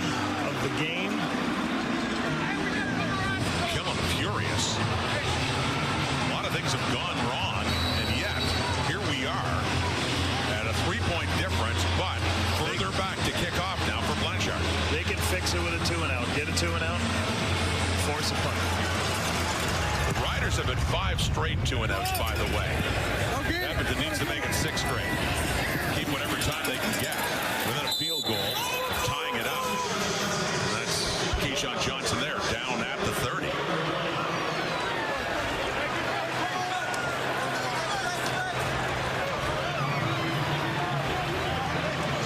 Got to win first down here. They got to get Trevor in some type of long yardage situation on this first and 10 situation. As you see, 2 TDs, 0 interceptions for Trevor. Very seldomly will Trevor be forced into making a bad decision. That's why it's so hard defensively facing him. You're not going to get a lot of takeaway opportunities. The Riders did get 10 points in the third quarter, none since. But really, the offense has stalled once they got that 17-point lead. A.J. Elect pops up, gets it up to around the 35. A good pickup on first down, second and about 5 to go. Really good 5-yard gain into the blitz. Timeout, Edmonton. This is their last timeout. You can see how low the safety is. Kenneth Logan down there trying to be in a position to make the stop. They're not going to play the pass here, so they're going to get their free safety down there. You got DeBlanco close there. AJ does a good job making this a second and medium.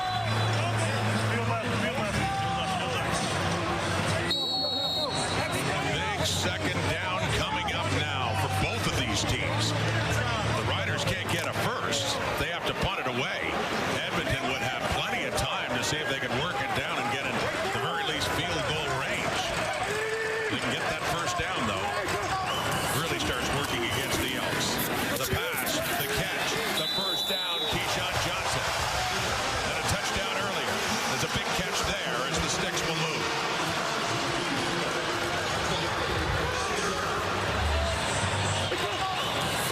Throw to the outside, carry the high player. Keyshawn on the outside, one-on-one. This is, you call this a stack play. He goes vertical underneath the other receiver, then breaks in or out based on the coverage. The defender's inside, he breaks outside. Trevor's on the same page. Big first down. Up to the 44 now for Trevor Harris and the Riders offense. 1:45 on the clock. Back to A.J. Lett. Side, big hole. Pushes his way through for another first down on the ground. Biggest run of the night for Big 45, A.J. Olette. Patience by A.J. There's a pressure off this side, but you got to handle every one of your gaps. AJ's got a little bit of patience. He sees this move right there. Great blocking by Logan Furland. Take it outside. Furland's block gets north-south. Huge big play when you squirt through the defense versus the big pressure packages on first down. At the Edmonton 49, back to Olette on the first down this time. Loses maybe a half a yard. Jalen Guards up in the mix there for the Edmonton defense. 1:16 to go, that's it. And still, Saskatchewan trying to protect that 3-point lead. It's 2nd and 9. You're going to want to do everything in your power to keep this clock running. Whether it's if you are going to throw the ball, it's a screen pass. If you're going to run the ball, you better protect both edges, because the Elks should pressure here, expecting a run to keep the ball on. They may try to put themselves in a position where they stop this run here, because you're going to take too much time off the clock. If it's a pass, it's got to be a completion. Here we go. Second down. 10 to go. Harris scrambling around. Puts his head down. Right down at the 51 there. Really smart by Trevor Harris here. He's scrambling out. He's about to take a hit. Instead of throwing the ball away and avoiding the hit and stopping the clock, he does go down with the ball in his hands. That's going to keep this clock running. That's a huge, smart situational football play by Trevor Harris. So hands it over to the punting team, trying to pin the Elks deep. 51 seconds to go. Joe Couch is the punter for the Riders. Javon Leake is back. 2 returners for the Elks. 2 returners. Another one is back there for Edmonton.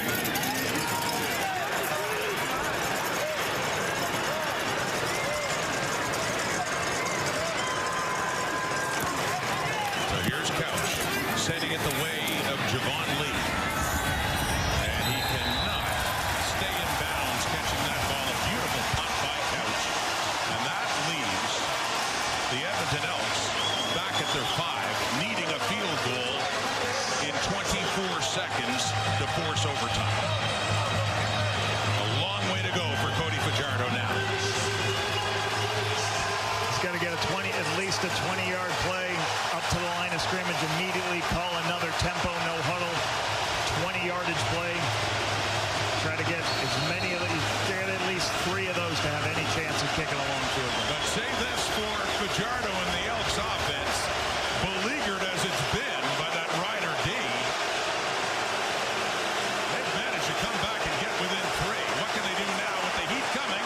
He steps up, he takes off, and he slides across the 15, and a flag comes out to go against the Riders for the late hit on Cody Fajardo. So 18 seconds on the clock. After that pickup, they're going to be tacking on more yardage for Edmonton. Cody takes off and goes. It's foul, roughing the pass to Saskatchewan at 26. I think, you know, 15 yards from the end of the play. Automatic first down. It's a very, you know, it's a late slide, but you still cannot hit the quarterback in the head. Whether it's a late slide or not, they're going to make that call because it's a blow to the head. I think if that was just a collision, not to the head rod, they're not going to put a flag down because that's such a late flag by Cody Fajardo there. Crowd doesn't like it. Slide. It's out to the 32. 18 on the clock. And the Elks still do have a long way to go.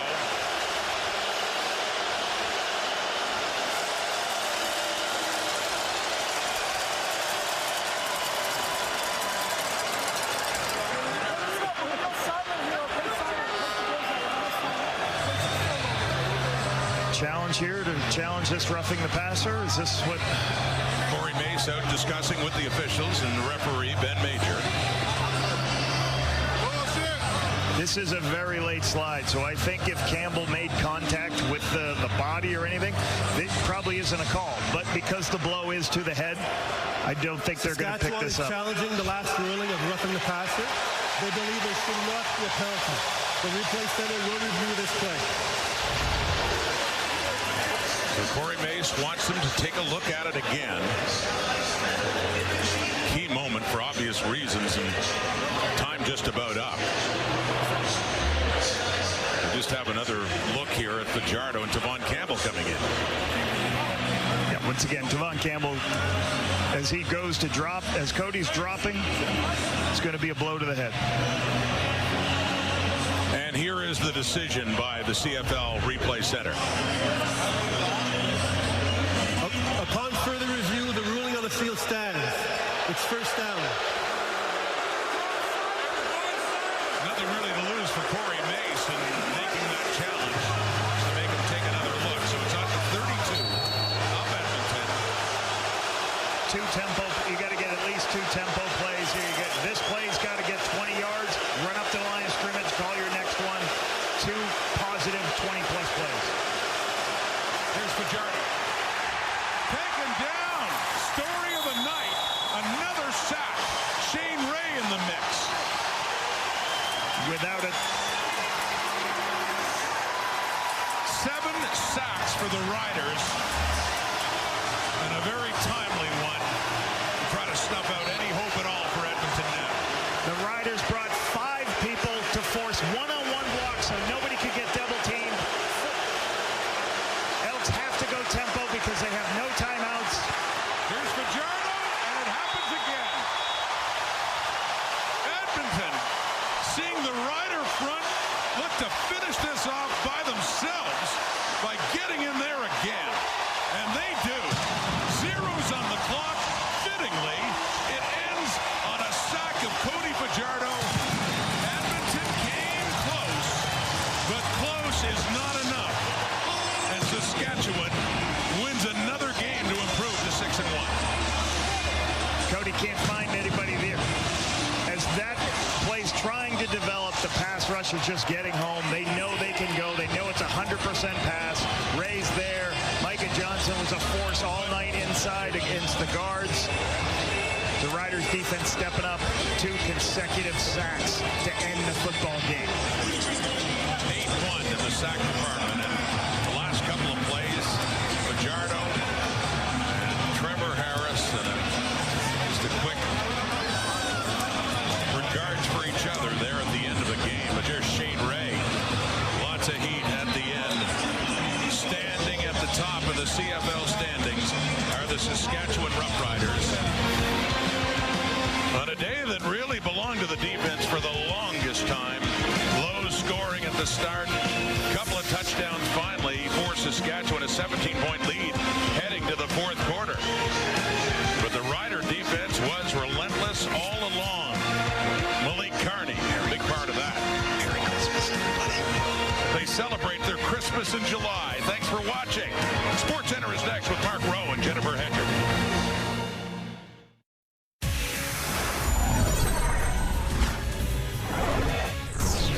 Hello, gang. How are you? It's Friday night, and there's some Friday night football for you. I'm Jennifer Hedger. He is Mark Rowe, and the Toronto Blue Jays are in action tonight in Detroit. We'll get to them momentarily, but we begin with the Saskatchewan Roughriders, who, after last night with Calgary losing to Montreal, they knew that they were going to have a chance to have sole possession of the West tonight if they win, and they're facing an Edmonton team who has really been struggling, so much so that they decided to make a change at quarterback. Yeah, that was the big conversation going into this one. Trey Ford over Cody Fajardo. Fajardo makes his first start of the season.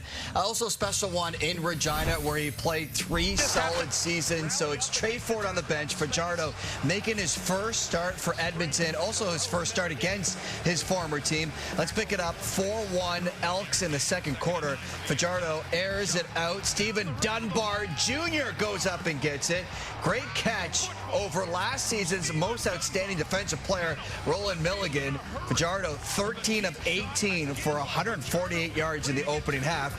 Still before the break, the Riders driving. Trevor Harris flips the ball to Samuel Emelis, and Emelis goes 15 yards to the end zone. The only touchdown for either team in the first half. The Riders looking to improve to 6-1 this season. They're up 8-4 as we go back to Fajardo.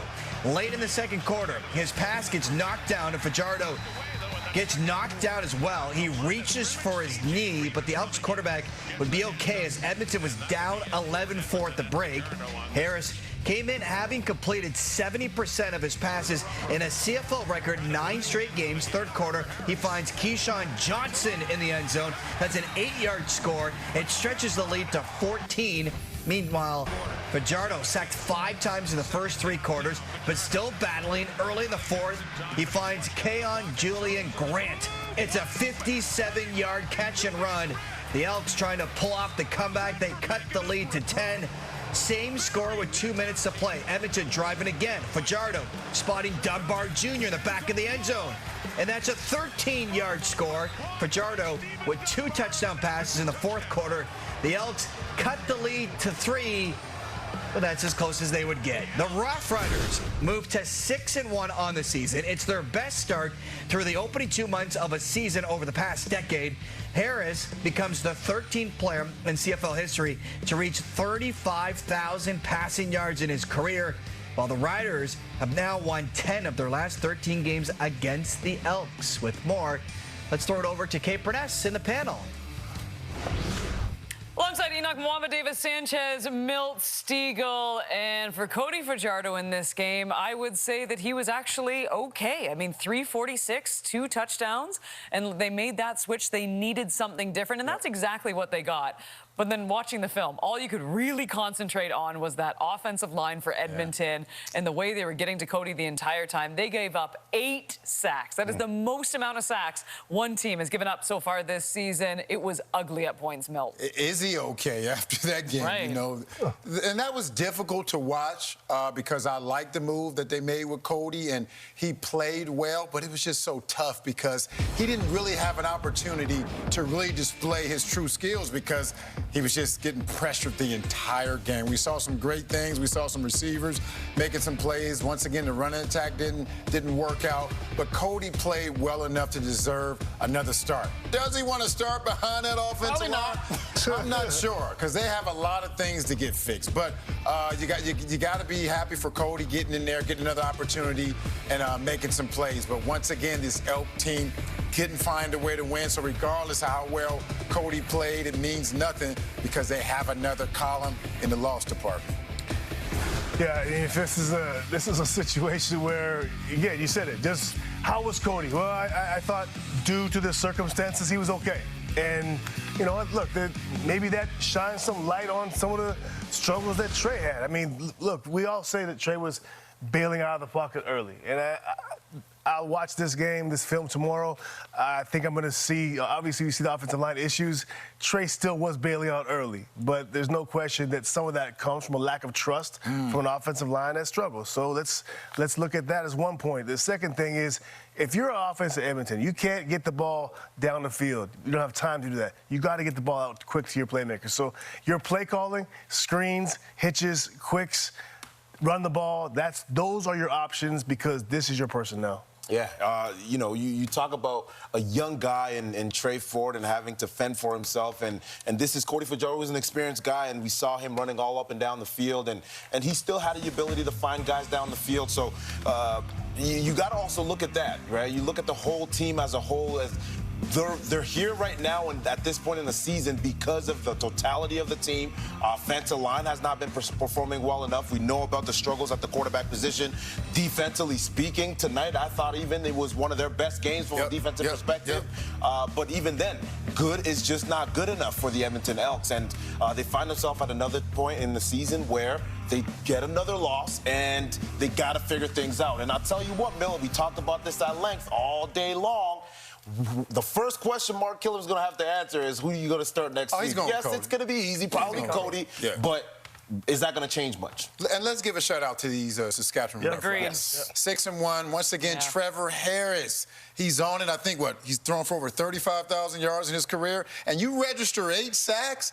I don't care who you're playing against. That is impressive. So these Saskatchewan Roughriders are playing some serious football. Yeah, honestly, now they sit atop the CFL, too, and they find ways to win. And we've said this, too. You know, they had the magnificent win in BC, and then they come home. This one was a bit of a grind, but they got it done. As for the Elks, next up, the Tiger Cats. All eyes on Mark Killam to see who he will start. But after this game, I think we can all agree it will still be Cody Fajardo. All right, new on SC. Let's hear now from quarterback Trevor Harris with Britt Dort. Trevor, sort of an interesting ball game out there tonight. How do you evaluate what this team was able to do? Yeah, offensively, at least, I can only really speak for that. We just weren't good enough. We played a really good first 2.5 quarters, moving the ball, doing a good job. And the last quarter and a half, we've got to be better. It's just unacceptable what would happen in terms of 2 and outs and whatnot. But anytime you get a win in this league, go to 6-1. Obviously, very, very happy about that. But it's good that this isn't late in the year and we don't have to worry about it being playoff time and then whatnot, but we'll continue to get better and we'll continue to grow. But obviously our defense stood on their head for us today. They did a tremendous job, and a great punt by Joe there at the end of the game. But we'd rather finish that game on the field for defense and be able to stay on the field a little bit better for them. But let's talk about those defensive efforts. When you see 7 sacks on the night, what does that do for your guys' group? Well, negative plays are a big thing, right? I mean, it's penalties, negative plays, staying in second and manageable and whatnot. I've got to get ready for AJ here. Is obviously a big key to the game, and I don't think we gave up any sacks tonight. And obviously we just got to make sure we do a bit better at moving the chains. Well, I know Roland Milligan told us before the game, you just have to be who you are. Who is this team now? We're a resilient group. We believe in one another, and we can win many ways. And we'll continue to do that throughout this season. And obviously we're a work in progress, but we'll continue to get better because we've got great championship caliber guys in that locker room. Well, I won't keep you any longer. Congrats on the win, Trev. Whoa. That Rocky Balboa coming into the screen there. Maybe it was an ode to the Hulkster. That's right. Well, that's even better. We have 2 more CFL games on TSN this weekend. Here are the odds courtesy of FanDuel. The Bombers are coming out back-to-back blowout losses. They'll look to bounce back as a 5.5-point favorite in Toronto on Saturday. On Sunday, it's the Ticats visiting the Lions. That game has the highest total of the season so far, 55.5. Looking forward to that. We're all looking forward to Malik Carney had 2 sacks tonight, and here he is with Britt Dort. Malik, well, late in the game, Edmonton tries to crawl back into this one. What was the biggest message on the bench from your defense? Just being relentless. Keep pushing, keep pushing. There's going to be ups and downs and flows to the game. Just got to stay relentless in our rush as the defense stay together. Continue to play. 2 sacks on the night for yourself, 7 sacks in total from this defense tonight. What can you say about their performance? It's a great, that's a great effort, you know, just defensively, offensively, just playing complementary football. Shoot, we were just being relentless in our rush. Well, you sit atop the West in the standings. You know next week you're going to face the top team in the East. What can you take from this into that one? They just the next game. Thanks for this, Emily. All right, and now new on SC, Eskimos head coach Mark Killam. Frustrated were you late in the fourth quarter there? I was frustrated. There was a lot of bad football. You know, that's the stuff that is holding us back right now. Was it the Rider D line or was it your O line you felt like that was making it tough on Cody tonight? I got to see the film. I felt like, I mean, really in that third quarter, I didn't feel like we were protecting very well at all. I don't know if, I'm not sure we even had a first down in the third quarter. Maybe we had one, but we've got to be better as a football team. It starts with cleaning up that bad football. Without seeing the film yet, how do you evaluate Cody's performance tonight? I mean, I think his stat line was decent, but I mean, the only stat that really matters is wins and losses. So, like I said, I don't think the gap is as far as the record indicates. But you know, if we want to have a chance against a good team at their place, we have to play better football. And going forward, how does the decision for your starting quarterback affect you there? Cody's a starter moving forward. All right, well, week 8 in the CFL will wrap up Sunday with the Ticats and Lions. And Bo Levi Mitchell and Kenny Lawler have both been on fire to start the season. Mitchell leading the league in TD passes, while Lawler has the most TD catches in the CFL. 5 of Mitchell's 8 touchdown connections with Lawler have come in the last 3 games. With more, let's go to Enoch Mwamba. Levi Mitchell and Kenny Lawler have a chance to be one of the best tandems this league has ever seen. They are hands down the best duo right now in the CFL. They bring entertainment, production, and they are breaking records. Bo has just climbed to 10th all-time passing yards, 520 behind Doug Flutie. And Kenny is chasing our very own Milt Steagle's single-season touchdown record of 23. He's at 8 right now, on pace for 24. But what is it about these two that makes them so special? Well, this would certainly get him to the top 10. Touchdown, you-know-who. Kenny Lawler. He does it again. That's his 8th touchdown catch this year. Number 1, chemistry. This was earned, not given. If you look at the first 3 games, Kenny caught 58% of the throws thrown to him. Compared to the last 3 games, that number has gone up to 65% and almost 100 more total yards. As scary as it seems, it looks like these two are just getting started. As Mitchell now goes back to Lawler, looking over the top, back shoulder. Magnificent from Lawler. Aside from developing a great relationship with one another, these two have elite talent. A lot of the spectacular catches we've witnessed isn't fluke or good play calling alone. Bo understands where to throw the ball, and Kenny has one of the largest radiuses in football. So even when you play good defense, you're liable to get dunked on. Goes for a kill shot right away. Kenny Lawler up in the air, juggled, caught it. Touchdown! The last thing that makes these two guys so special, they are consistent. They always deliver. It's like they can't be stopped. Everyone in the stadium knows that Bo wants to throw a bomb to Kenny, but the defenses just can't stop it. The best thing to do is to double team Kenny. And even then, we've seen him make some ridiculous catches. Deep look towards the end zone. Touchdown, Kenny Lawler. Ridiculous. Lawler does it again. If these two stay healthy, with Bo never being shy to sling it and Kenny wanting to catch everything, this combination is as deadly as can be and could very well be one to remember for a long time. The Argos will have to wait at least another week for quarterback Chad Kelly to return. Kelly continues to recover from a leg injury he sustained during last season's East Division final. The Argos are 1-5, their worst start to a season since 2019. However, head coach Ryan Dinwiddie is optimistic about Kelly's progress. Week to week, it was good to see him get on the field. 2 days of practice. We had a long week, so we had the day A, extra day. And, he's not just quite ready yet to physically, protect himself with his legs. He's shown great progress, went on the field, did some good things. We're not quite there yet to make that decision. We're looking at his long-term health and obviously, long-term for the organization, but also for him as a person. We don't want to put Chad in harm's way and, force him back on the field too soon. We haven't played great enough football. There's no singling guys out in the locker room. Those guys, the culture's still there. Now we got to start winning football games. I think the belief's still there. We haven't lost hope, but also at the same time, we've got to find ways to play better football on game day. Those guys still a band of brothers, and that's the only way you got to stick together to pull yourself out of this hole. And we'll see the Boatmen in action on Saturday. Here are the odds courtesy of FanDuel. The Bombers are coming off back-to-back blowout losses.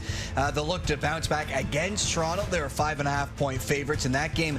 On Sunday, it is the Ticats against the Lions. Hamilton has covered the spread in 4 of their last 6 road games versus BC.